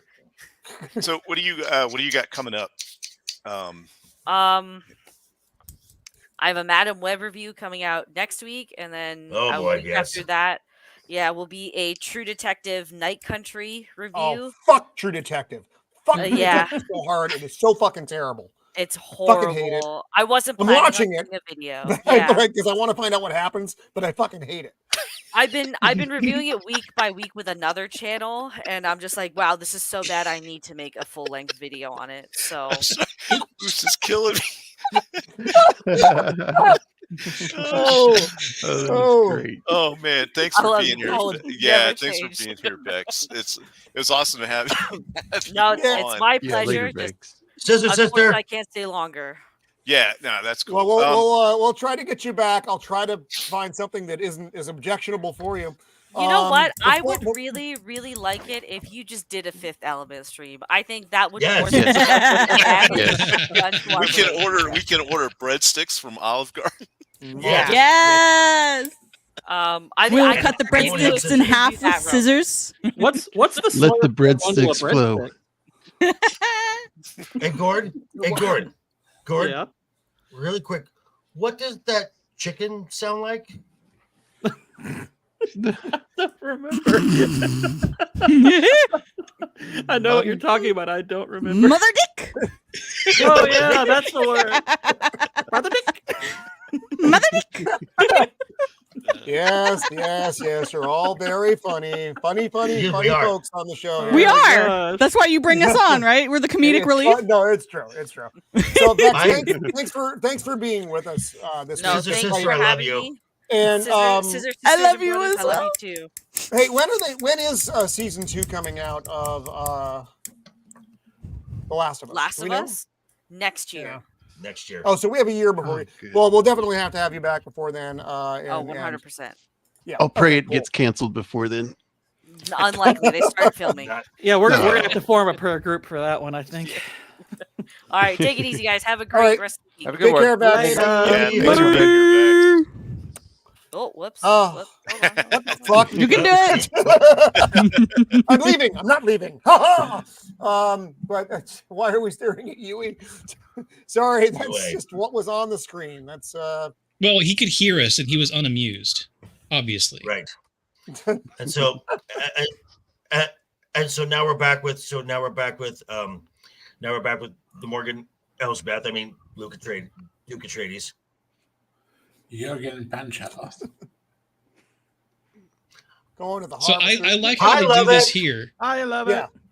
They give us a sense of scale because they mentioned the length of the sandworms and like possible lengths earlier Yeah. in the film, but they just gave us a size measurement. A lot of people you can't picture that in your head. Yeah. So they show us this machine. You can see the door on the side. You get to see the people run out in a little bit, and then that it conveys the scale of these things. I think better than anything else probably could have just by showing it, saying, "Hey, look, that thing's big." Sorry. Yeah.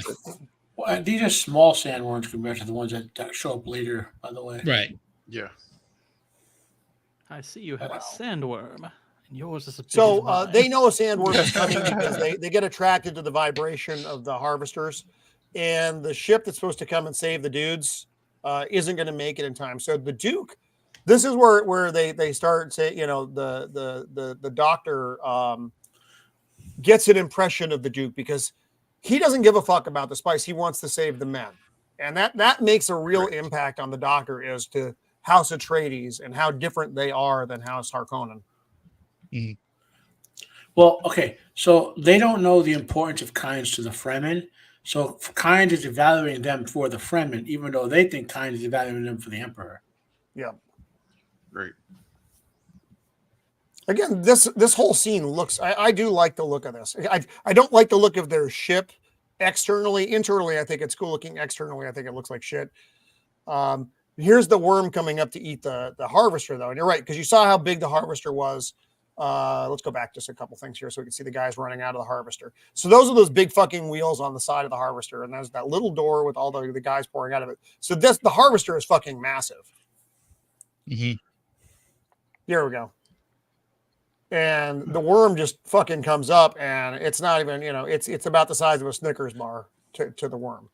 And it's not, and it's gone. I don't know how the worm processes that, though. The worms literally internally have like nuclear engines inside themselves. God, the indigestion must suck. So I like this is that they got that midget lady in this. She's a person that the also real life Edna. The real life she never Edna. really ages either. She was like old. No, she's about to say She that was she's born been that out way. of I'm half. pretty sure. Linda Hunt. She's in one of the CSI shows nowadays. Right, but she was also in the Killing Fields, right? And she's from New Jersey, by the way. Really? That's I interesting. think I thought she was she's like also some in weirdo Kindergarten Cop. European. Yeah, she was in Kindergarten Cop. So And she doesn't look any Jessica- younger She's also than this. Queen of the Hobbits. Oh no. Jessica's questioning something about Yui here, though. She's like, he's got the conditioning, though, so he can't be fucked up. Jessica, as a Bene Gesserit, she can read his body language and his pheromones. It's like she knows he's lying about something. But she's saying he has the conditioning, so she's getting conflicting information. They're all on the lookout for the spy, basically. So this is the spice. Honestly, I think at this point, the eternal monologuing was really getting on my nerves. Like, nothing was... I'm like, you don't need to say all of this. I think you can achieve that just with the right looks and angles. But so it was getting kind of grating at this point. Especially since he was eating being a sausage. Jessica's interaction with Mapes was hard, basically deliberately activating the Missionaria Protectiva to get into the frame. Yes, I am the mother of the prophesied one, blah, blah, blah. And she's trying to sound her out. There's a lot more to what their interaction in the book, obviously. But the point of that scene is setting off the fact that the Fremen are more and more going to think Paul is the chosen one. So Paul eats some of the spice, then he has kind of a moment where he starts seeing all kinds of stuff. There's that crazy bitch. He sees the water again, the moon. It's I think it was a little clunky, but it's fine. It's a hunter secret. I think it's a hunter. What do they call it? I want to say like a hunter secret. Yeah, I hunter think I'm wrong. Okay. I'm combining it with my fucking with Terminator. So someone's controlling this little motherfucker, and it's going to kill whomever moves. So Paul's standing as still as he can. You get kind of the internal view here, which is weird, but someone has to pilot it, which I think is also strange. Because of the anti-technology thing, they don't trust intelligent machines. To do it on its own. Okay, that makes sense. Whoever comes in first, and so the door opens. It's a little midget lady. He destroys the thing. I got the feeling that she had way more impact or story in the book because in this she does. She does. She was like, I have to clear the way for us, and then she's gone. Like fish. Yeah, you don't see her. I mean, go ahead. I don't know if they show it, but I think in the extended they show it. They don't show it in Ray, but Yui kills her. She tries to warn Duke Leto about the. Yeah. Well, I think it happens later though. So this is the guy who was piloting it. It was interesting in the new version. He's like in a wall the way that they find him, and it's pretty cool.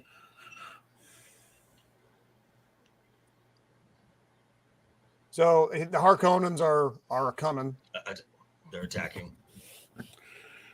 Here's the little midget lady. They can't get the shields up. Is a problem. So there she is. She's dead.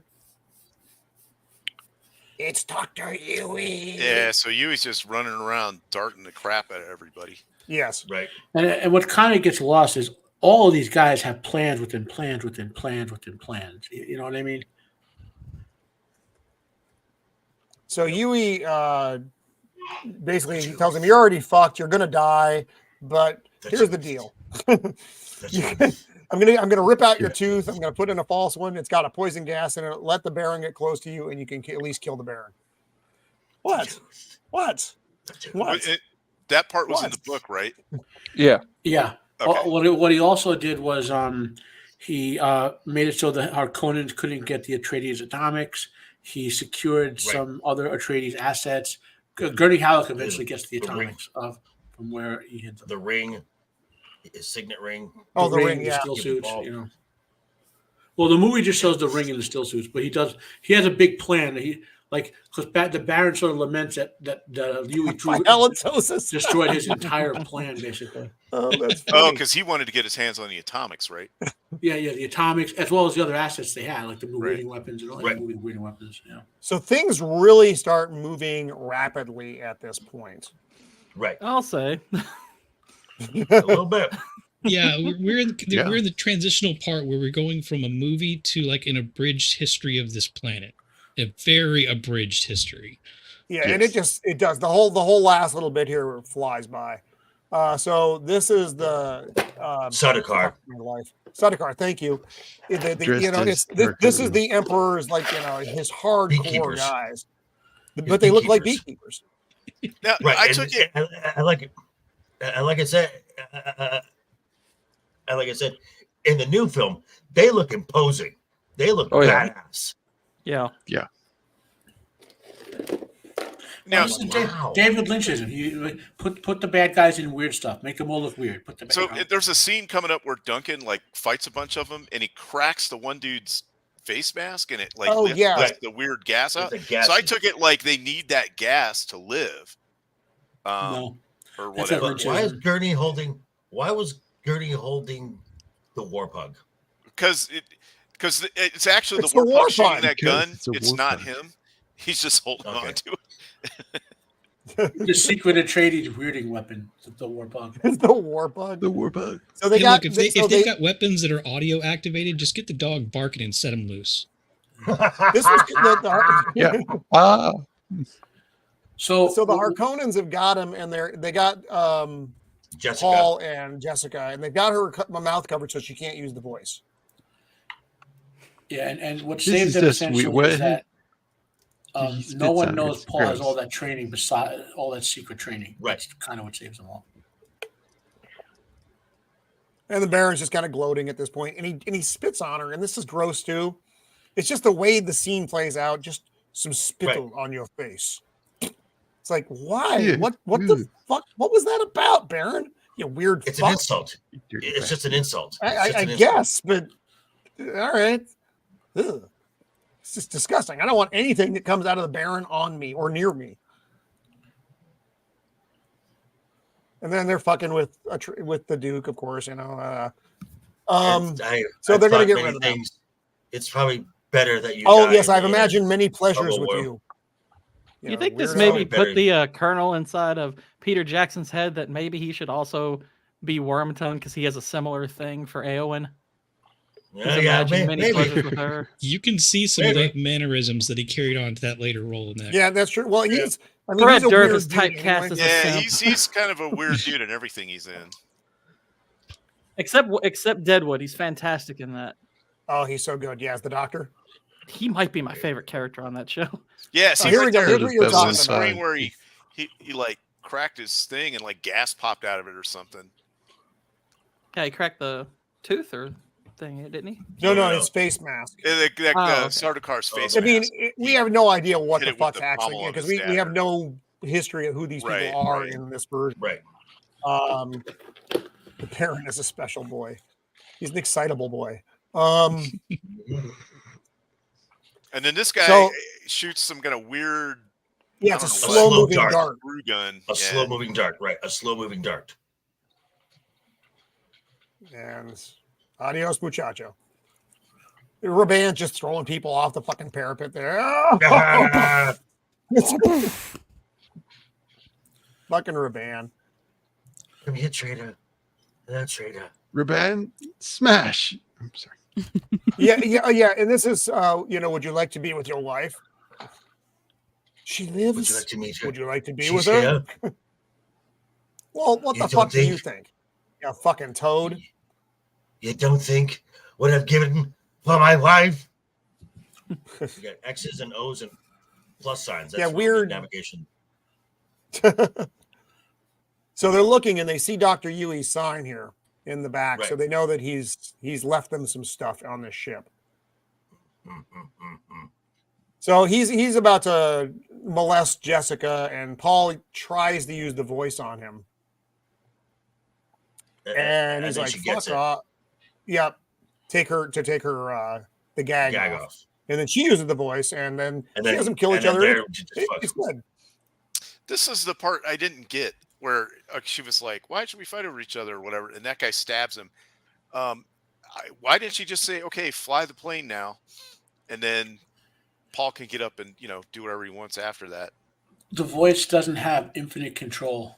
Like eventually someone who can do what the Bene Gesserits do, but Well, comes along, but in a better way, like books later, they can manipulate with the voice, but eventually you can break it.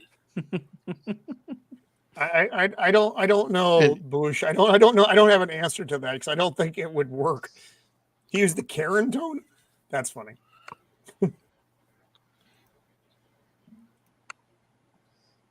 Okay, yeah, I just always wondered that. I didn't understand that it had like limitations. Well, I mean, David Lynch doesn't convey any of that stuff. I'm just saying to explain, Where's the ring? Where's the ring? He's so pissed off because he wanted that ring. Where is it? And here's where bad timing comes in. The tooth. The tooth. He's getting mixed up. He can't see clearly. He releases the toxic gas, but he releases it on Peter, and it has ill effects on him. I'm alive. And the parents like, am I dead? Am I dead? No, my Baron. No, you're just horribly ugly. Yeah, you're not good though. You don't smell nice. So they're running through the deserts, the moons. So, and again, he's having his visions of the second moon. Is there a chicken on the moon too, like a rooster-looking thing? It kind of looks like it. Yeah. Oh, I see it. Brother Dick.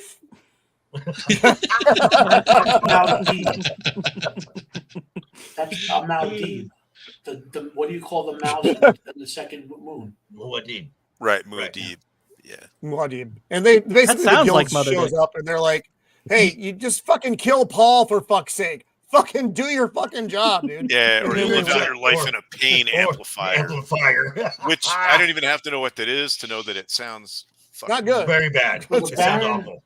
The Baron doesn't believe they're dead because he didn't see the bodies, but he doesn't think they'll come back to haunt him the way they did. Right. Here we got visions. And Paul, Yui left the ring for Paul. Spice. It's in everything. The breadsticks. The breadsticks. I'm telling y'all, this is Spice World. Hey, nothing wrong with Spice. Spice, World. That's spice. a fine film. That's a fine film. I'll tell you what I want, what I really, really want. Yes. I'll tell you what I want. What I really, really want. So What I they got to run. really want. So the idea of the thumper is pretty People of the interesting. world. So basically, it's like it calls the worms. Yeah. Pretty cool. It's And a he's Those are steady planting one beat. so they can run to this big fucking Yep. rock formation because they're in danger where they are. Well, they have Alright. to step in time with the thumper, right, to match the vibrations. No. Well, Is that- Oh, did I actually, get no, that they- right? it- They have to No, walk. they have to walk. Go ahead, Oh, you Matt. want to say something? Yeah. I was say so. They have to walk in a way that doesn't create sounds on the sand that would not naturally be there. So, like Okay, if you're walking on the they side made of a it so- dune and you slide down, you have to like not slide down faster than the sand would, for example, because the worms can detect any aberrant vibrations. The way they said it sounded like they had to vibrations. walk like in sort of time with, but yeah, it Right. wasn't made very clear. But that's probably another. The David worms are Lynch thing. attracted to rhythmic, unnatural vibrations. Oh, okay. just like me, baby. Just like me. So you no clogging while you're No. The river dance folks, they wouldn't be screwed.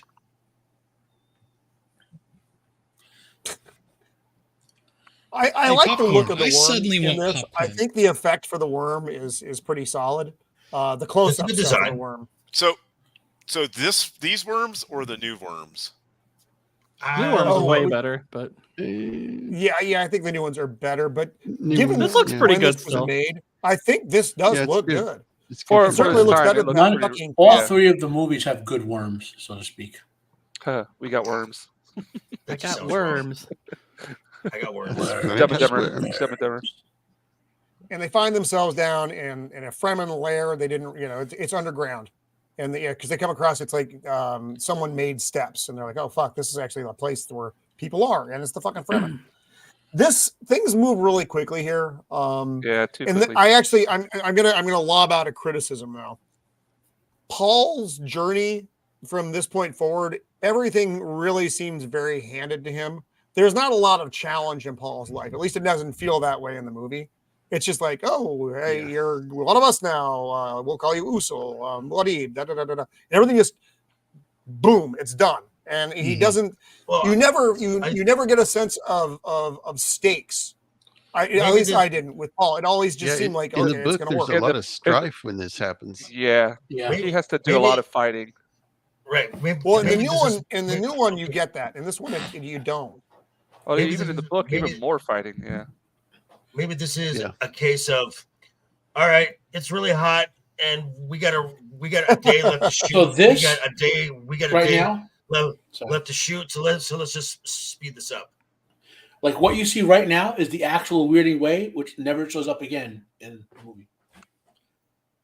Yeah, she's doing that I Bene was a little Gesserit shit. confused So they don't know she's a Bene Gesserit either. Well, they do now, but they didn't before. As soon as she manhandles him, he knows.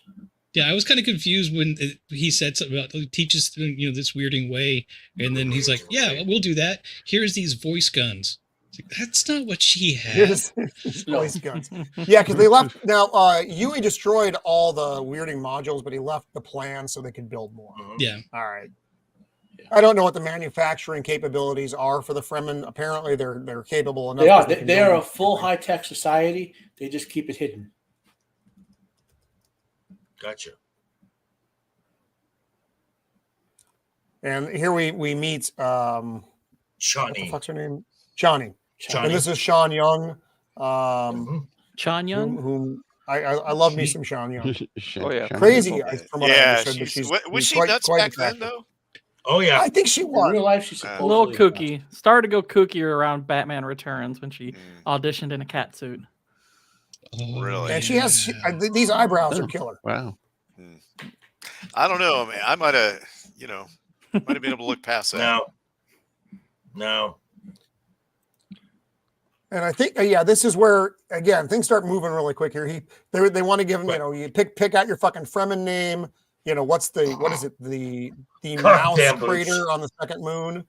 Yeah. We call it Wadid because he knew what his fucking name was going to be. Fine. But it just boom, boom, boom, boom. Oh, and then the water. Yes. They skip, so they show them carrying a body up some stairs, and then they just skip to this. And if you notice, Paul has a necklace with like a little pendant thing. In the extended version, they put the body in there of the guy he killed because the guy attacked him and he killed the dude, and so he gets his water. And this is like I don't think the water's actually in there, but it's like his chit, so that he can say, "Hey, I'm owed this much water off of this guy," and then they deposit it all in here. Well, sort of. Yeah. So these reservoirs are what Kind's father, Pardot Kind, when he became a holy man to them, and convinced him of his plan to transform Arrakis into a water world. He started them, and then Liet Kind continued this, and now he's dead. So Chinese job to oversee all this. And they say they're wind traps, so they capture whatever moisture happened to be in the air, right, into them, well as they're dumping all the water off of dead people in there too, right? Yep. Yeah. Okay. Yeah.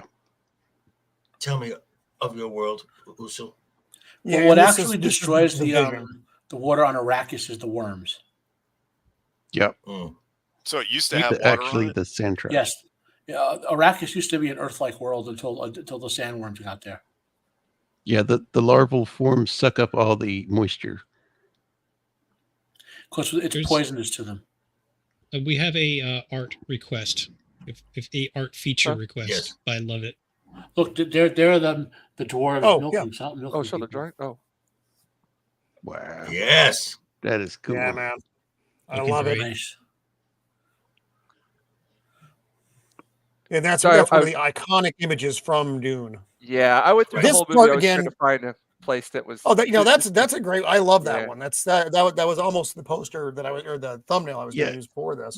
Rubain here just picks up some random piece of flesh from Ripping off something. a part of the fucking cow. It's like a Just tongue weird, or something. man. Like these are like Harkonnen dwarves, like that David Lynch invented. Like what? I feel like I feel like it's a freaky Wizard of Oz place. You know what I mean? Like it's a.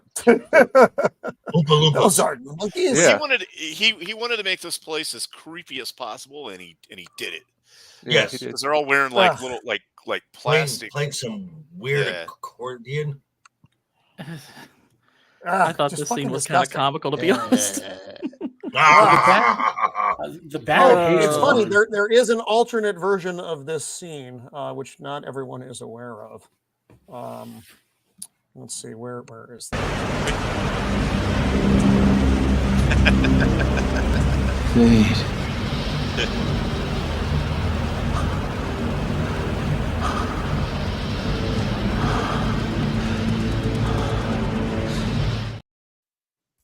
Wow. And now you can't unsee that. So, Beard. You're working out. All right, I'm ready for it. Who's Happy next? Pride Month, everyone! I mean, I'm not saying, but I'm just saying. That I was not ready for that. That was I'm pretty gonna try and June. get that. The fun fact yeah. here, though, Sting was supposed to be nude for this, Oh, but they were like, God, it wasn't going to get that. past the censors. Oh, Dune So is an dude. they made this little fucking metal winged Speedo thing for him, like day of, and slapped it on there. Every bad you take. Look at that! Good God! I'm yes, sending out I an am SOS wearing a now. winged metal Speedo. And again, gosh. they're being fucking creepy. He's so Beautiful into it. fade. He's just like, I was definitely getting like the Baron was kind of Oh, he is. He's Oh, he uber is. gay. He is. He's extremely gay. in That's the books. not. I'm pretty sure. Yeah, Yes. Okay. He looks as well. The Baron's gay. Yeah. he's definitely in the movie. Wait, so why did he try to do whatever he did with the Reverend Mother then? He did. Okay, so I'll say this very carefully. They needed a child of his to be Jessica, so the Reverend, Bene Gesserit, used her powers to grape him. Okay. Oh. And then he was like, now he might have been willing to do it as a deal. That's part of the thing. But because they did that to him, he started to go a little nuts. And eventually he graped back and she punished him and did other foul things to her.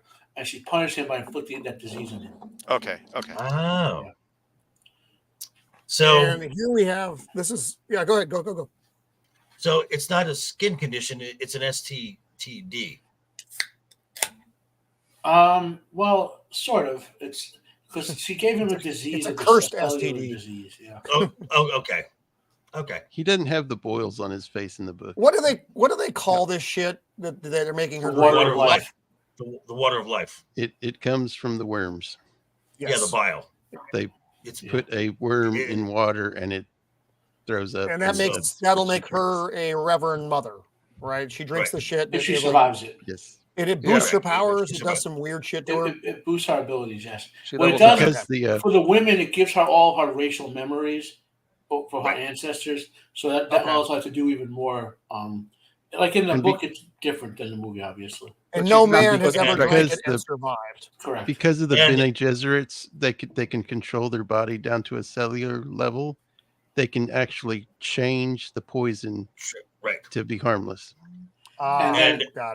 And then everyone can partake of the water of life and enjoy psychedelic experiences.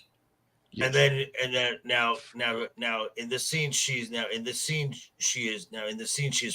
pregnant, which then accelerates the birth of Alia. Alia also gets all the genetic memories. Yep. And she's basically born a full Reverend Mother. Yep. So when this is happening to a Bene Gesserit or whatever, all the Bene Gesserit seem to experience this. They know something is going on. There's the baby. The baby looks weird. It looks like Quato. It's still in the womb. She's still in the womb, just an embryo size. That's why she looks weird. Well, and this forces the birth of the baby quicker. I like she just pops out. And to the Fremen, that's an abomination when this happens, and you normally kill the baby. Here's the weird. From all the weird shit we've talked about so far, this is by far the weirdest fucking thing in the Jinja's movie. cat. Yep. Yeah. It's a cat. Look, Hoofa. It's a cat. You must care for this cat. I mean, it's one thing This to is be a supposed cat, to but be- then to have a rat on top of it. I know. That's what I was like, wait. And it's got all these What? weird So wires that fuck? don't make any sense. Like somebody needs to get those wire bundles under control. And So they it's did sad. poison him in the book and only give him the antidote to keep him. You know. Right. Now, does everybody get a heart plug, or only Yes. just like certain people? Everyone No. in the movie, everyone does. Right. And he's because the Baron is like, oh, don't be mad about your heart plug. Everyone here has one. Yes. And in the book, this fucking Thufir basically uses this and almost destroys House Harkonnen by making Fade and the Baron become enemies internally. Yep. There's a lot of all that gets lost. And you don't get, you obviously don't get any of that. It's they just give him his cat so he can milk it to get the antidote. Meow. I have nipples. I had no Can idea you could me? milk a cat. Yeah. I don't want to try. I think my cat would kill me.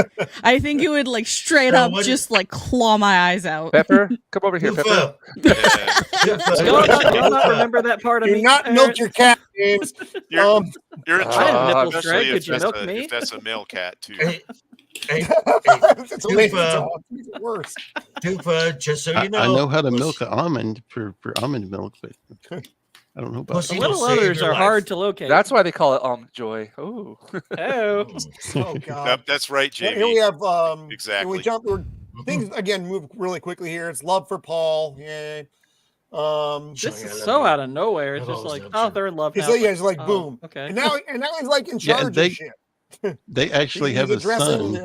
the Fremen, and this is where you Oh, actually there's so understand many. how many of these motherfuckers there are too.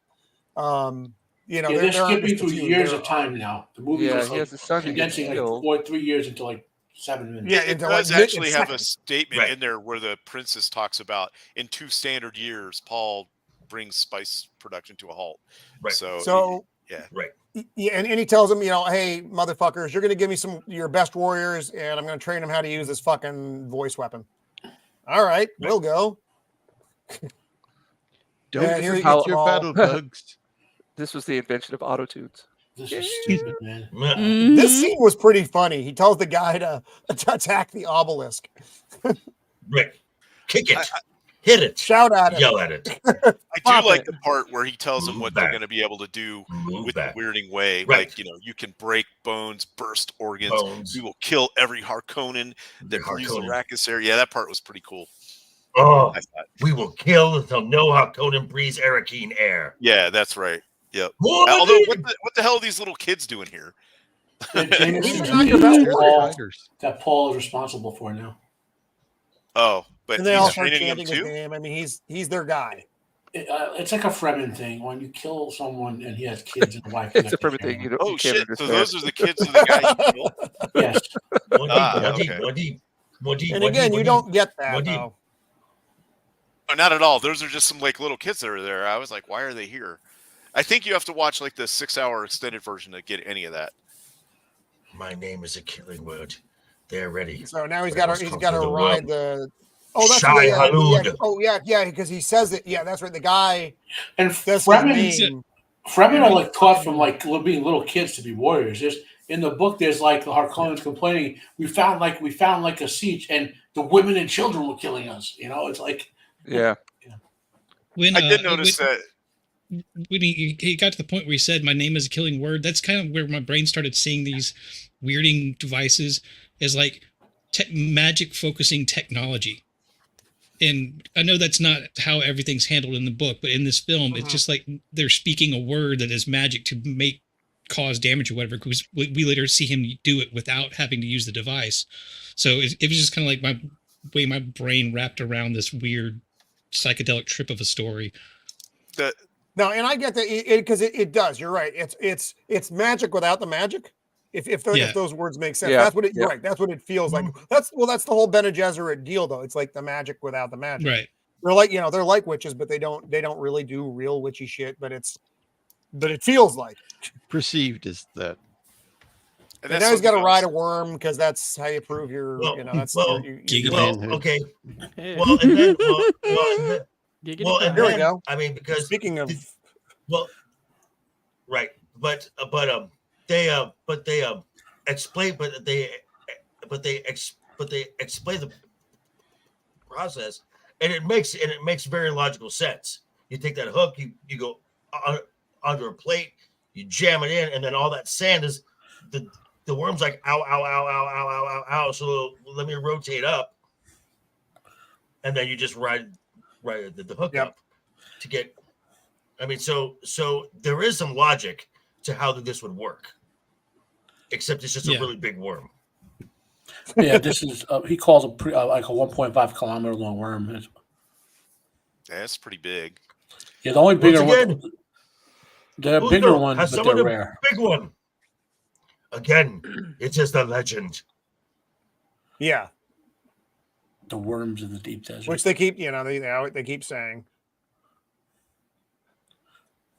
Now, Riding the worm. and then when everyone else, so like when That's what she Stilgar said. when Stilgar jumps up and joins him in, and the score really hits, I'm like, okay, yeah, I'm in. Oh yeah. Yeah, Real I quick. love the. Go ahead, Jake. Chilwell. I was going to say real quick, the knives that the Fremen have, are those made out of those tooth things Yes. inside of the? They are. Yeah. Okay. Yes. Also, What I is read, it, the, knives I read the again? tendrils on the worm are made of condoms. Okay. Dead serious. That's the new ones. That's just the popcorn buckets. Okay. Well, when they kill Harkonnens, they don't want to get contaminated, so they have like body condoms. Well, they're wearing body well- bags. Well, it's called a Chris knife, right? Got to Chris ride knife, that yeah. worm safely. Right. Chris knife. Mm-hmm. That's what And the then- shout out gave to Jessica. And then this moment here, like when Stilgar goes Right. go back a frame, Roman, like right here, and then the music just crescendos. Very cool. Very cool moment. And I like this because you got the little you can see everybody here. You got Paul Stilgar on top of the worm. There's a little specks up there. And then you have all the gives some rest scale. of the Fremen there. And yeah, this gives you some some scale, which is and it's hard when you're dealing with a giant worm without CGI because it didn't exist. These are all practical effects. You I think they heard did us a fine responding job to that with all sentence and nearly stopped yourself, didn't you? What was that? What was that? I'm sorry. Never mind. It's a bad joke. We're gonna just move on. Okay. Just Okay. oh, To serve as your god, the Ada key. Yeah, so now you get they're painting themselves, so it's like the Emperor's Guard. It literally means death commandos. And this is just a little montage story that it goes go. Yeah, the battles start. This goes on for a minute A with little the bit, fighting. right?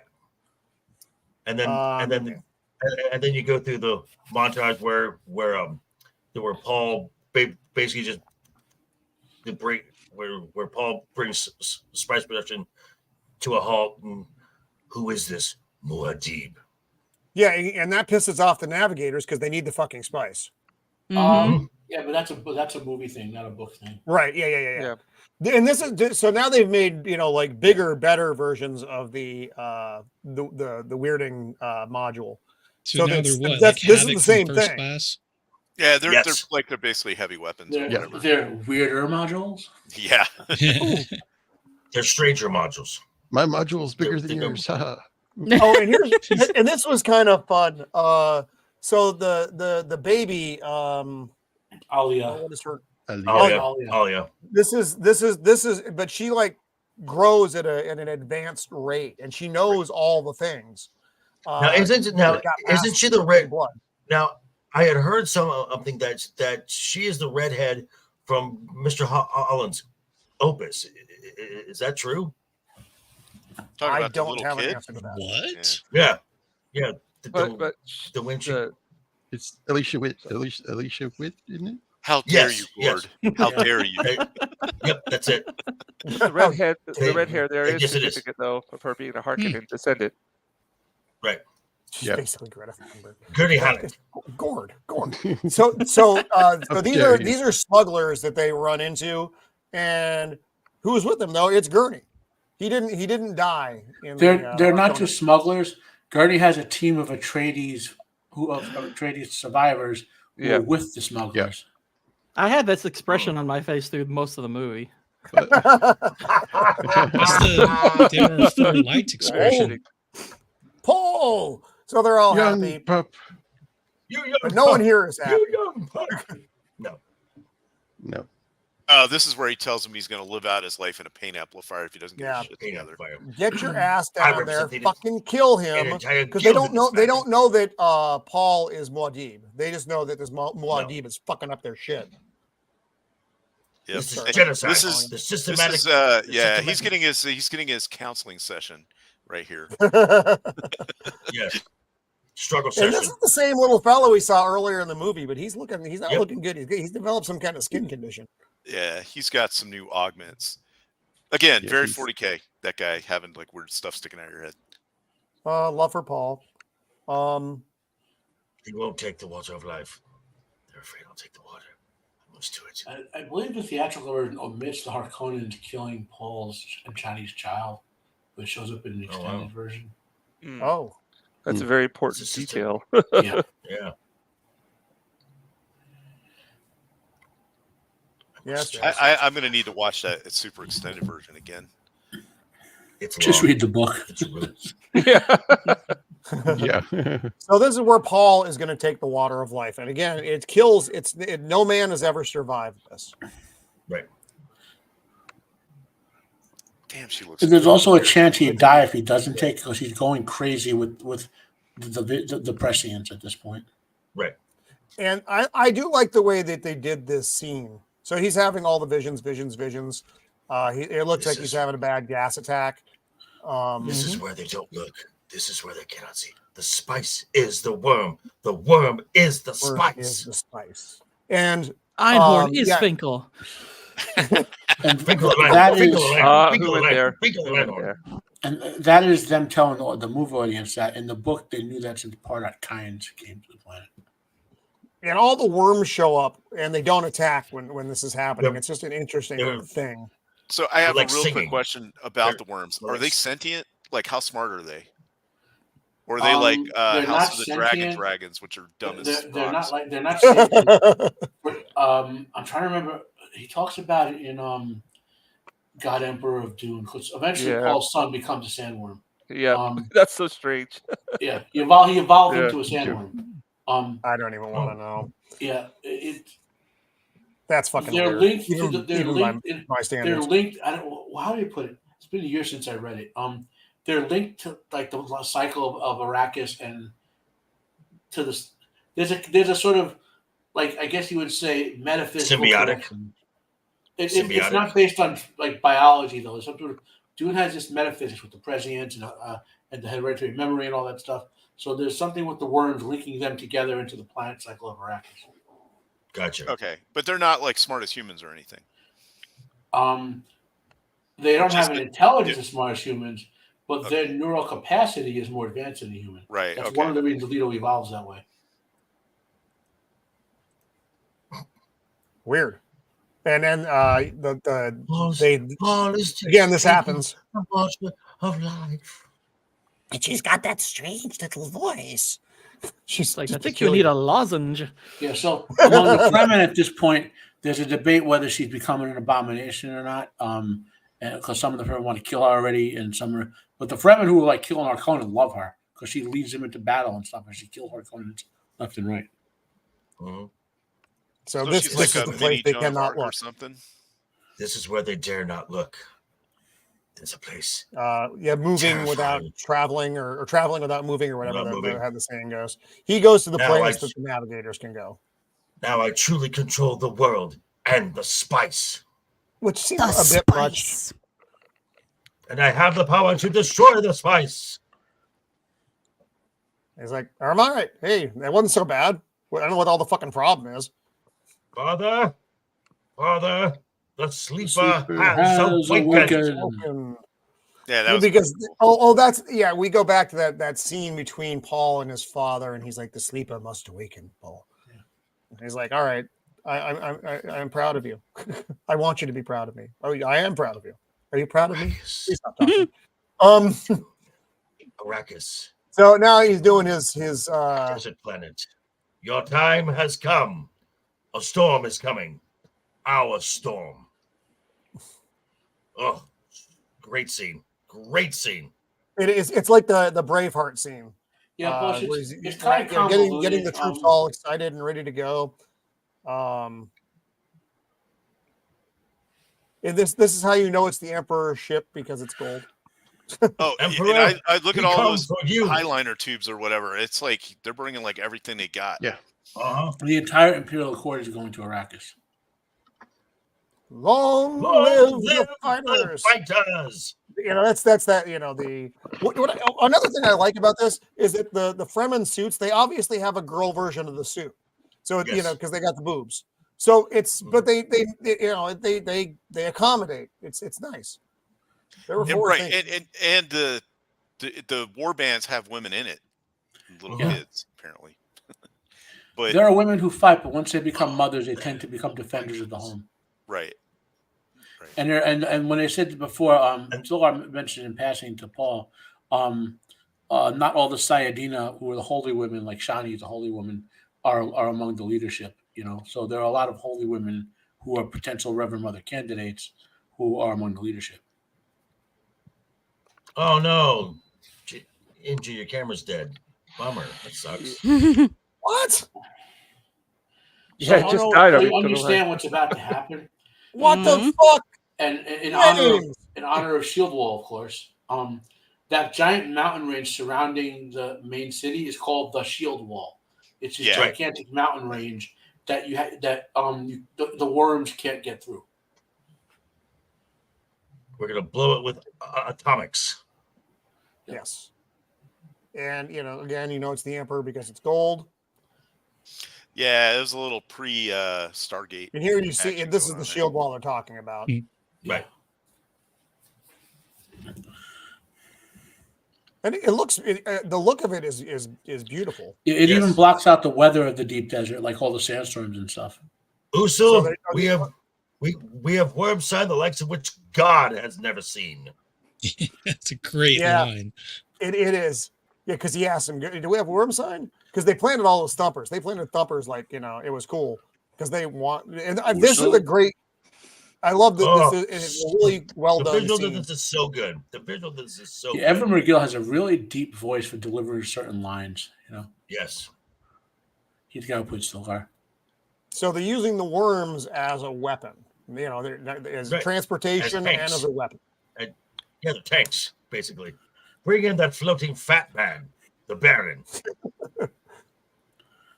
Look, the opulence of the Emperor's ship. Everything is gold. You fat fuck. Somebody should be behind him with a mop. And here's Raban's head. I thought this was pretty cool. Oh, wow. It's like you put there's another random dwarf. Yeah, exactly. I don't know what he's doing over there. Like just a random Lynch dwarf. Well, you know. Oh, yeah, there he is. Yeah. He's gold. Yeah. He's wearing gold too. Evidence. I It's never an Oompa Loompa. No. But your lack of and then they bring in Ali. Yep, the little monkey child. Just mind is just doing a mind fuck on the Reverend. My brother is coming. Oh, your camera's back up, James. Cool. Yeah, it's working. And this is where they figure out that Paul is Muad'Dib. They learn this from the midget. Paul Muad'Dib. Tell them My brother is who I here really now.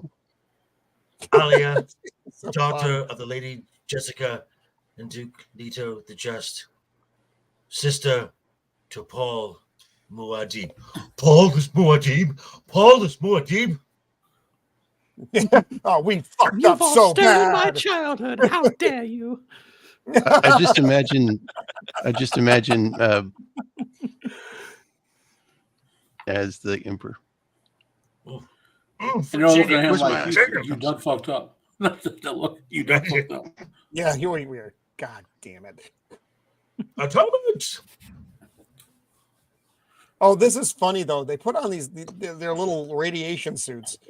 It's kind of weird and out of place. It's like if you're that fucking close, guys, I don't understand. So they blow the fucking shield wall out, and that's where the reservoir was. I don't.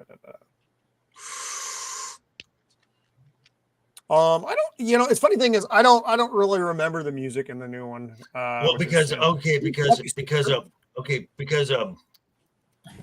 the score, it's more setting than the actual songs. Like it's a very ambient. It's just like making sound. Yeah, it's Plus, just making this sound. movie has Toto. Basically. I mean, what not a movie? This has Toto. Right. Yeah, exactly. Toto. Well, just because it's a good, Alan Parsons did the music for Lady Hawk, and that is fucking so bad. That is the worst. I like the movie. I hate the soundtrack in that though. The soundtrack fucks up that movie. Yeah, this is not the same. This is talking about that movie yesterday with Lady Hawk. With Miss Martin Muses in chat. Wow. We were talking about it. I love Lady Hawk.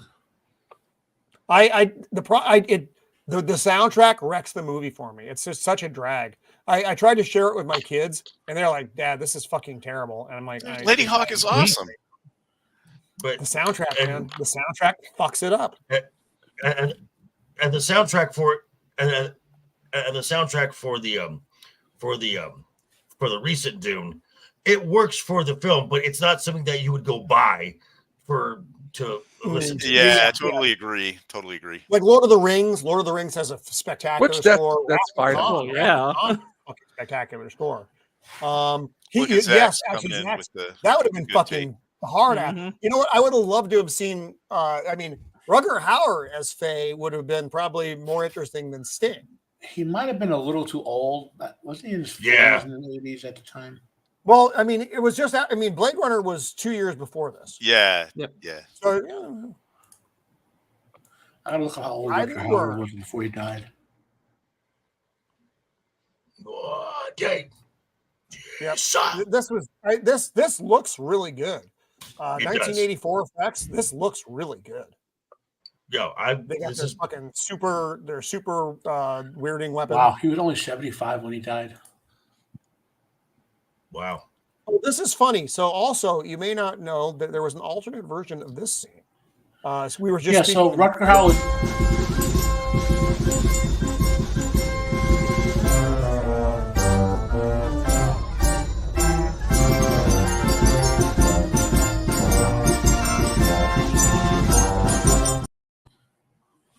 That was very Spaceballs. I love it. Love it. Thank you for putting those together. That was awesome. It's pretty great. I like how they zoom in, you can just see it's like lines, and then they actually zoom in and show you what he's seeing. Why they're spinning like that on the thing doesn't make any sense to me. But it's a little bizarre. In fact, the fact that the Emperor himself is involved in this is a little bizarre. Yeah, and also if you go back just one real quick, there's only one bank of maybe it's four. There's only one bank of guns. Why are there no guns on the side? On the other side, so it's only on one side. So I don't think these are having any impact on the worms at all. At least it doesn't appear that way in this. They're still bouncing off. They do get that one. If they could burn it up a little bit, but.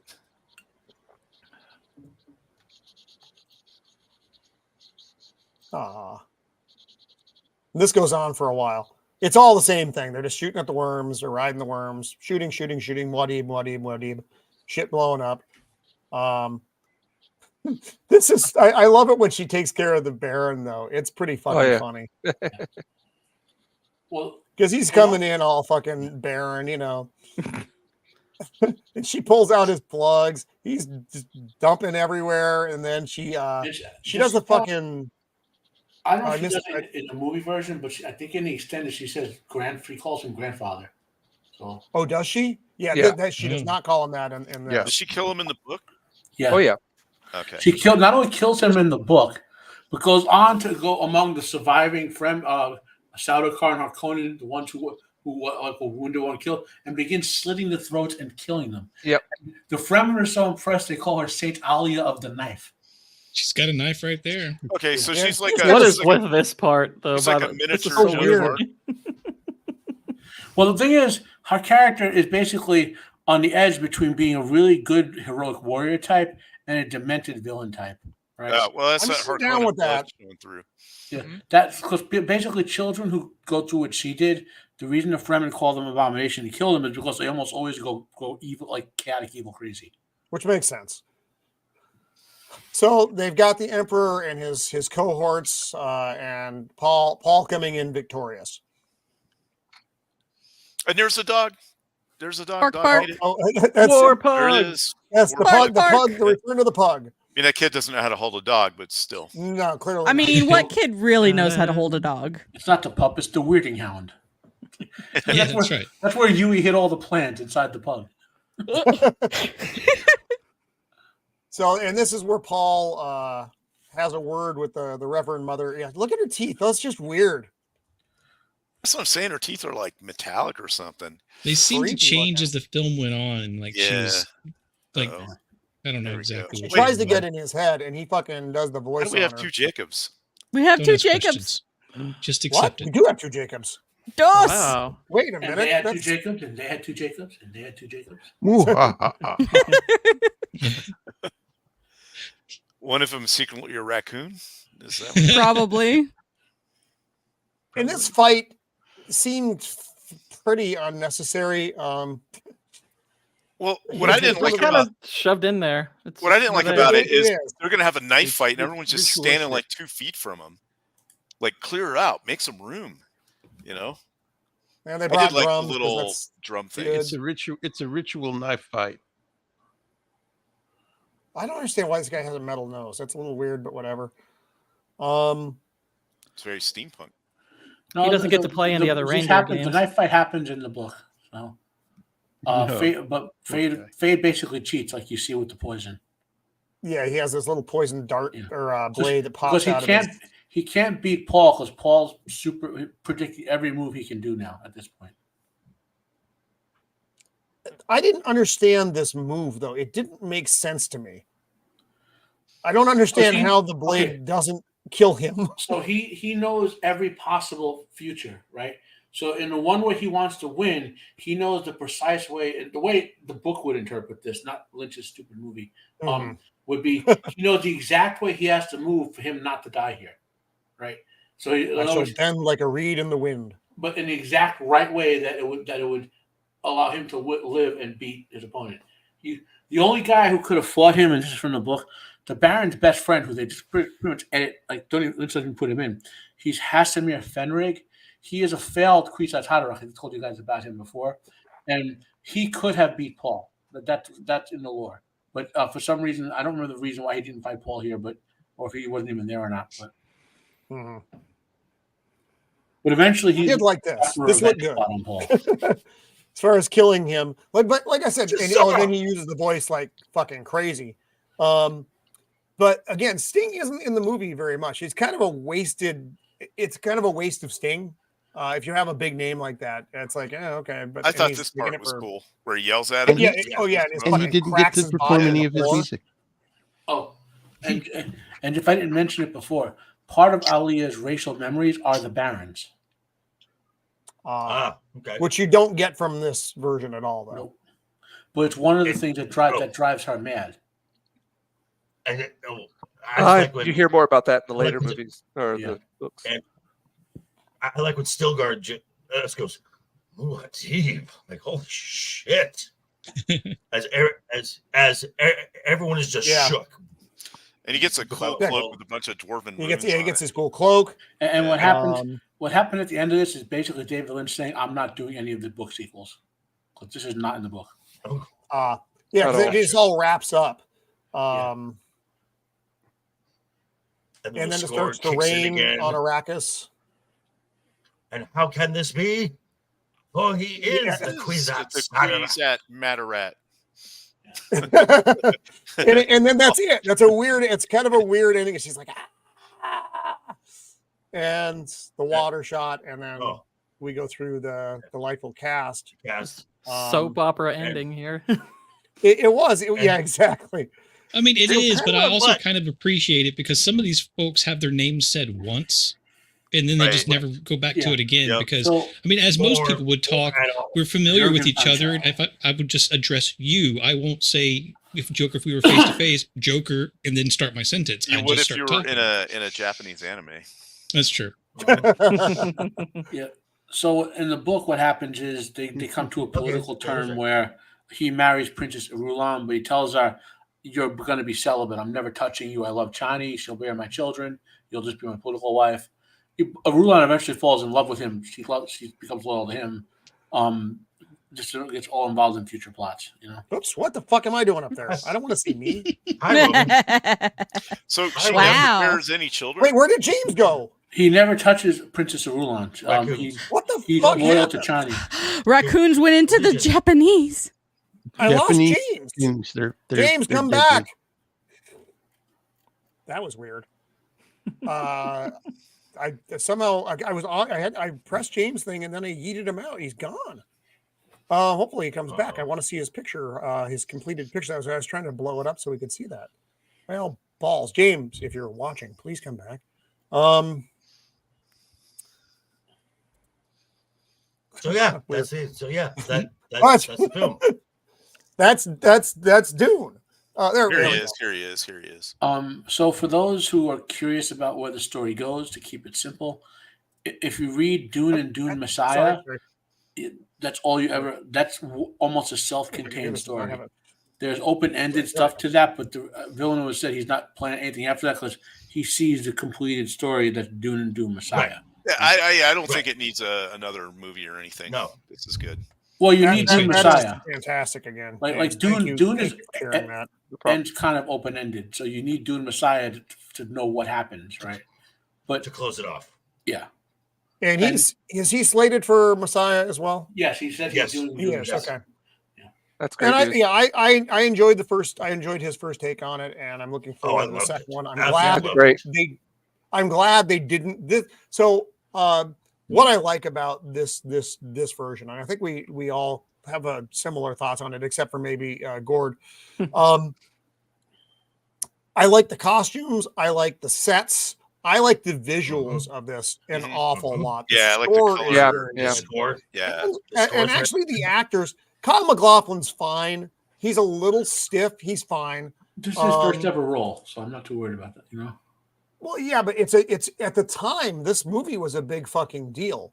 I mean, it didn't make any fucking money, but it was a big deal. But David Lynch wanted to, it's David Lynch. He's going to do what he's going to do. Right.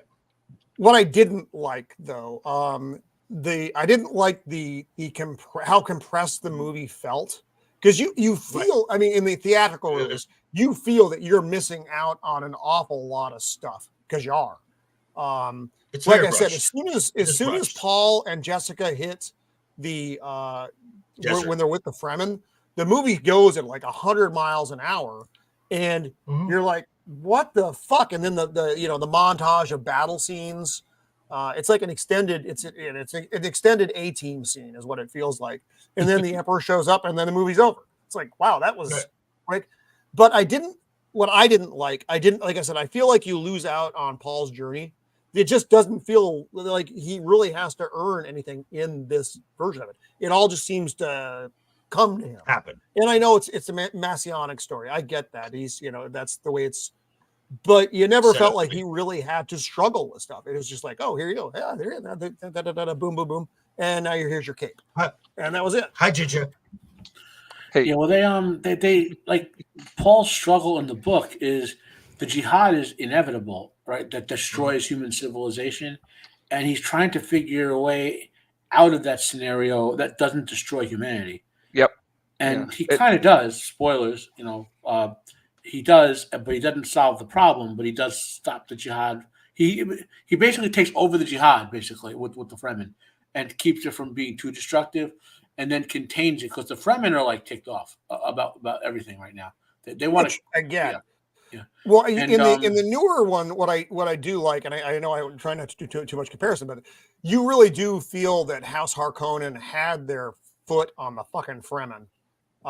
In this, you almost feel like the Fremen weren't around very much during the Harkonnen years. They obviously were, but you don't really get a feel for that. Because when House Atreides shows up, they want to show the Fremen how fucking different they are from the Harkonnens. We are not them. And that's that scene with the Duke and the Doctor Max von Sydow Kynes. When he saves that team on the Harvester. That's why that was so important, because he really did show, down in the spice. Yeah. Right. And that I like for its faults, which are many, I still enjoy the movie. I love this film. We do need to wrap up because I'm coming up against my hard timeline here at the House of the Empire. So let's go around. I do want to say thank you so much to the two Jacobs. We only have one Jacob. We're back to one Jacob. So I want to thank you to our panel and to everyone in the chat. The chat, there was just so much going on in the chat tonight. Lots of good information, lots of good humor as always. So thank you for participating, my good friends out there in the chat. So let's go around quickly because I'm already going to go over and I don't want to get in too much trouble. Shieldwall, what do you got? Roman, 1 second. Zach? Oh, yeah. Go to hell, Zach. Just burn in hell. Wait, what did you? Why? Why is Zach burning in hell? What did Zach say? Right. That's the bastard who destroyed the Wheel of Prime. Oh, okay. I don't watch that, so it's an obscure reference for me. So I'm sorry. You're not missing anything. Rafe looks like he could be a Harkonnen. Oh, he's there a ginger. Things. No, Nos. No. So much no. Shieldwall, what do you got coming up, buddy? So next Tuesday, I'm going to be on with Jacob Ironside. I can't remember what movie we're doing. It's a good one, though. Mohawk, something. What's it? Yeah. Something like that. It's going to be a good one. Sorry, I'm really bad at this. I should have my stuff together. But anyway, thanks for having me on. I like this movie. I liked it the first time I saw it. I like it. I'm going to get a lot of heat for this, but I actually like it better than the newer one. Not by much, but just a little. There's certain things that I like about it in there. Well. I'm not saying the new one's bad. I just like this one better. Now, when I see the second one and I watch them together, then maybe as a whole, the whole thing will be better than this one. So I'm actually looking forward to doing that too, because I want to watch them back to back. And I know it's going to be it's going to be right. Yeah. Exactly. I want to watch them back to back. Yes, the whole thing together spliced. But anyway, thanks for having me on. Thanks to the chat. It's been pretty funny tonight, and thanks to Vex for being on the show, and Jinja, you knocked it out of the park with that again. Your art again. It's always awesome. Thank you. Sorry. Yeah. So, I think a lot of people are probably tuning in just to see that. Come on! What are you talking about? But they're here for Roman's sexy voice. Yeah, exactly. Anyway, that's all I got. Oh, and whatever we're doing next Thursday, which I think is a musical thing. Yeah, next musical. Yeah. Yeah. It's going to be about music and stuff. It'll be cool. That's going to be a hoot. Yep. I'm looking forward to that. Yeah. So right on Shieldwall. Yep. Joker voice. What do you got coming up, buddy? Well, tomorrow in the morning, I drop my video talking about Team Gina and Elon taking on the House of Mouse. Fuck yes. Let's go. All hail the Fellowship. The House of Mouse, they fucked around. Now they're finding out. And then you can catch me tomorrow night, 7 p.m. Simulcasting from Lead to talk for Friday night's Royal Rumble. And then right after that, I'll be on with Samael, the infamous, with Abysmal Musings. Right on. Matt, the Quizat Matarak. What do you got coming up, buddy? Soon, I will use my atomics to destroy the Shieldwall of Dragons, allowing Jacob and his army of Fetacoons to ride the beard of liberty in. And Gourd King, we will take all your spice. The spice will flow. The spice will flow.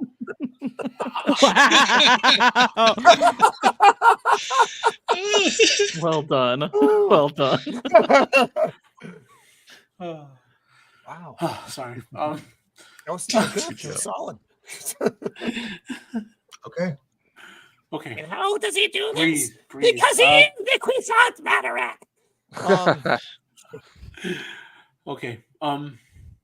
So I have my reviews of my episode 3 review of Masters of the Air was up yesterday or the day before. Oh, yeah, that's on tonight. Isn't it? I saw that. Yep. That was a good I got one. episode Matt. 4 is on tonight. I'm excited. Yep. We got to get together and talk about that, guys. Those of us who Yes, know about it. Yeah. that's actually a show worth watching. Yeah. Which is not like most of the shows. Yeah. I'll have another episode of Sharp up this weekend. I think finally I'll be back to it. My Friday Fandemonium tomorrow. I will, aside from talking about the usual comics and hobbies and whatever, and some sciencey stuff, I'll be talking about more Star Trek fan films. I just rewatched more of Star Trek: The New Voyages or whatever. Another good Star Trek fan series from a few years ago, which again is better than anything Paramount has produced or in the last 25 years. So, it's just kind of sad. So, Jacob, I'll get back to you, Jacob, on what I can do with you this month. You have some different choices in in your calendar. Roman, we got the music show next week. Is there anything else? I think that's it. Yeah. Right on. Beard of Liberty. What do you got coming up, buddy? Next couple things I have is this Saturday, 9:00 Central. So I guess that's 8 Eastern, 6 Pacific or something like that.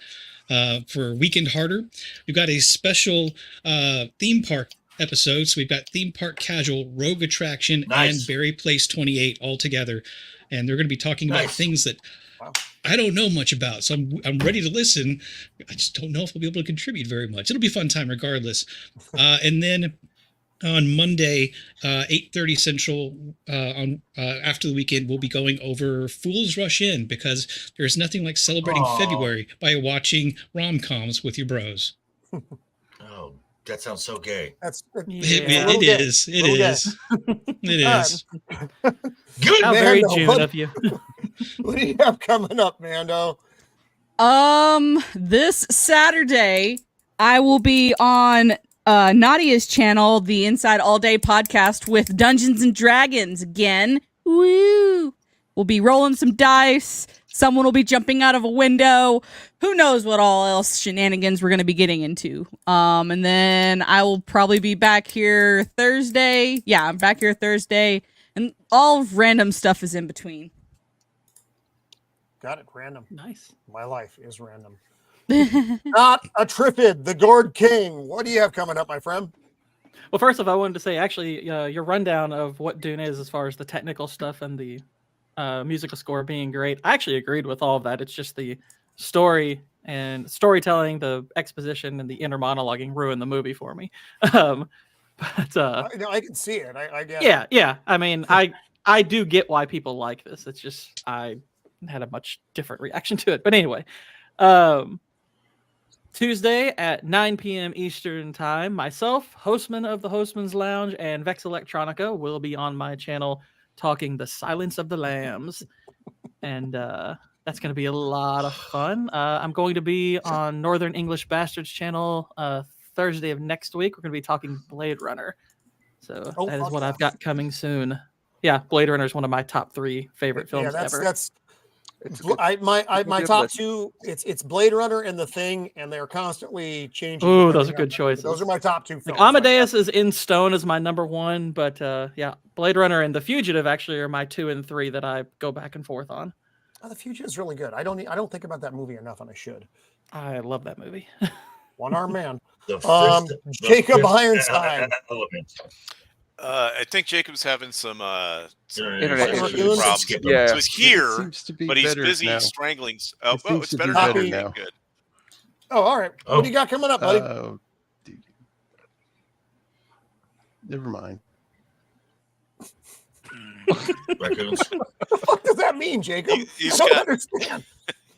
The raccoons. It's the never raccoons. mind. Fuck it. I mean, He's I'm just got gonna I'm just gonna throw it out there for him. His next show on his Tuesday show will be Drums Along the Mohawk from 1939. Oh, that's it. Yes, Okay. that's the one. Something- And something I Mohawk. will be there for Drums that one, along the Mohawk. along with Jacob Ironside, and I can't remember who else is supposed to be there. But it'll be some cool Jacob's people. and classic it'll be a movie great shows movie. are Yep. always worth watching. So Definitely. tune in Definitely. there. It's And like going the to film artist- school. Oh fuck! Jacob just fucking. Oh, there we are. Yes. Okay. James, the Jinja Ninja. Thank you again for sharing your art with us. Throw that thing up there one more time as well, if you or if it's gonna There fuck you up go. your stuff. Oh, Okay, no, that's let me fine. blow you up. There you go. What else do you have? Do you have anything coming up, James? Actually, the 20th of this February, Mr. Jacob Ironside there has been gracious enough to have asked me on his show, so I'll be making an appearance on there. As far as anything else goes, I'm just still trying to get my commissions finished from Tokyo Comic Con. It's just taking forever. Thank you. You know, it's a good problem to have, but I'll just be working on those, posting things like that, and then getting ready for Osaka Comic Con coming up in May. So trying to get Right some on. new Lord of the Rings stuff for that, because I've just been dying to get back into that kind of genre again. And yeah, other than that, Your I don't know. Boromir picture is still one of the. It's such a highlight. I love that Thank you. picture. It was- Everybody, I don't know if that's the. I mean, I think that's one of the first that I saw of Yeah. your work, and that really made a fucking impression. It's absolutely I stellar. appreciate it. I will Yeah, say I that really want to Cool. every drawing you've done on this show live has just been out of the park.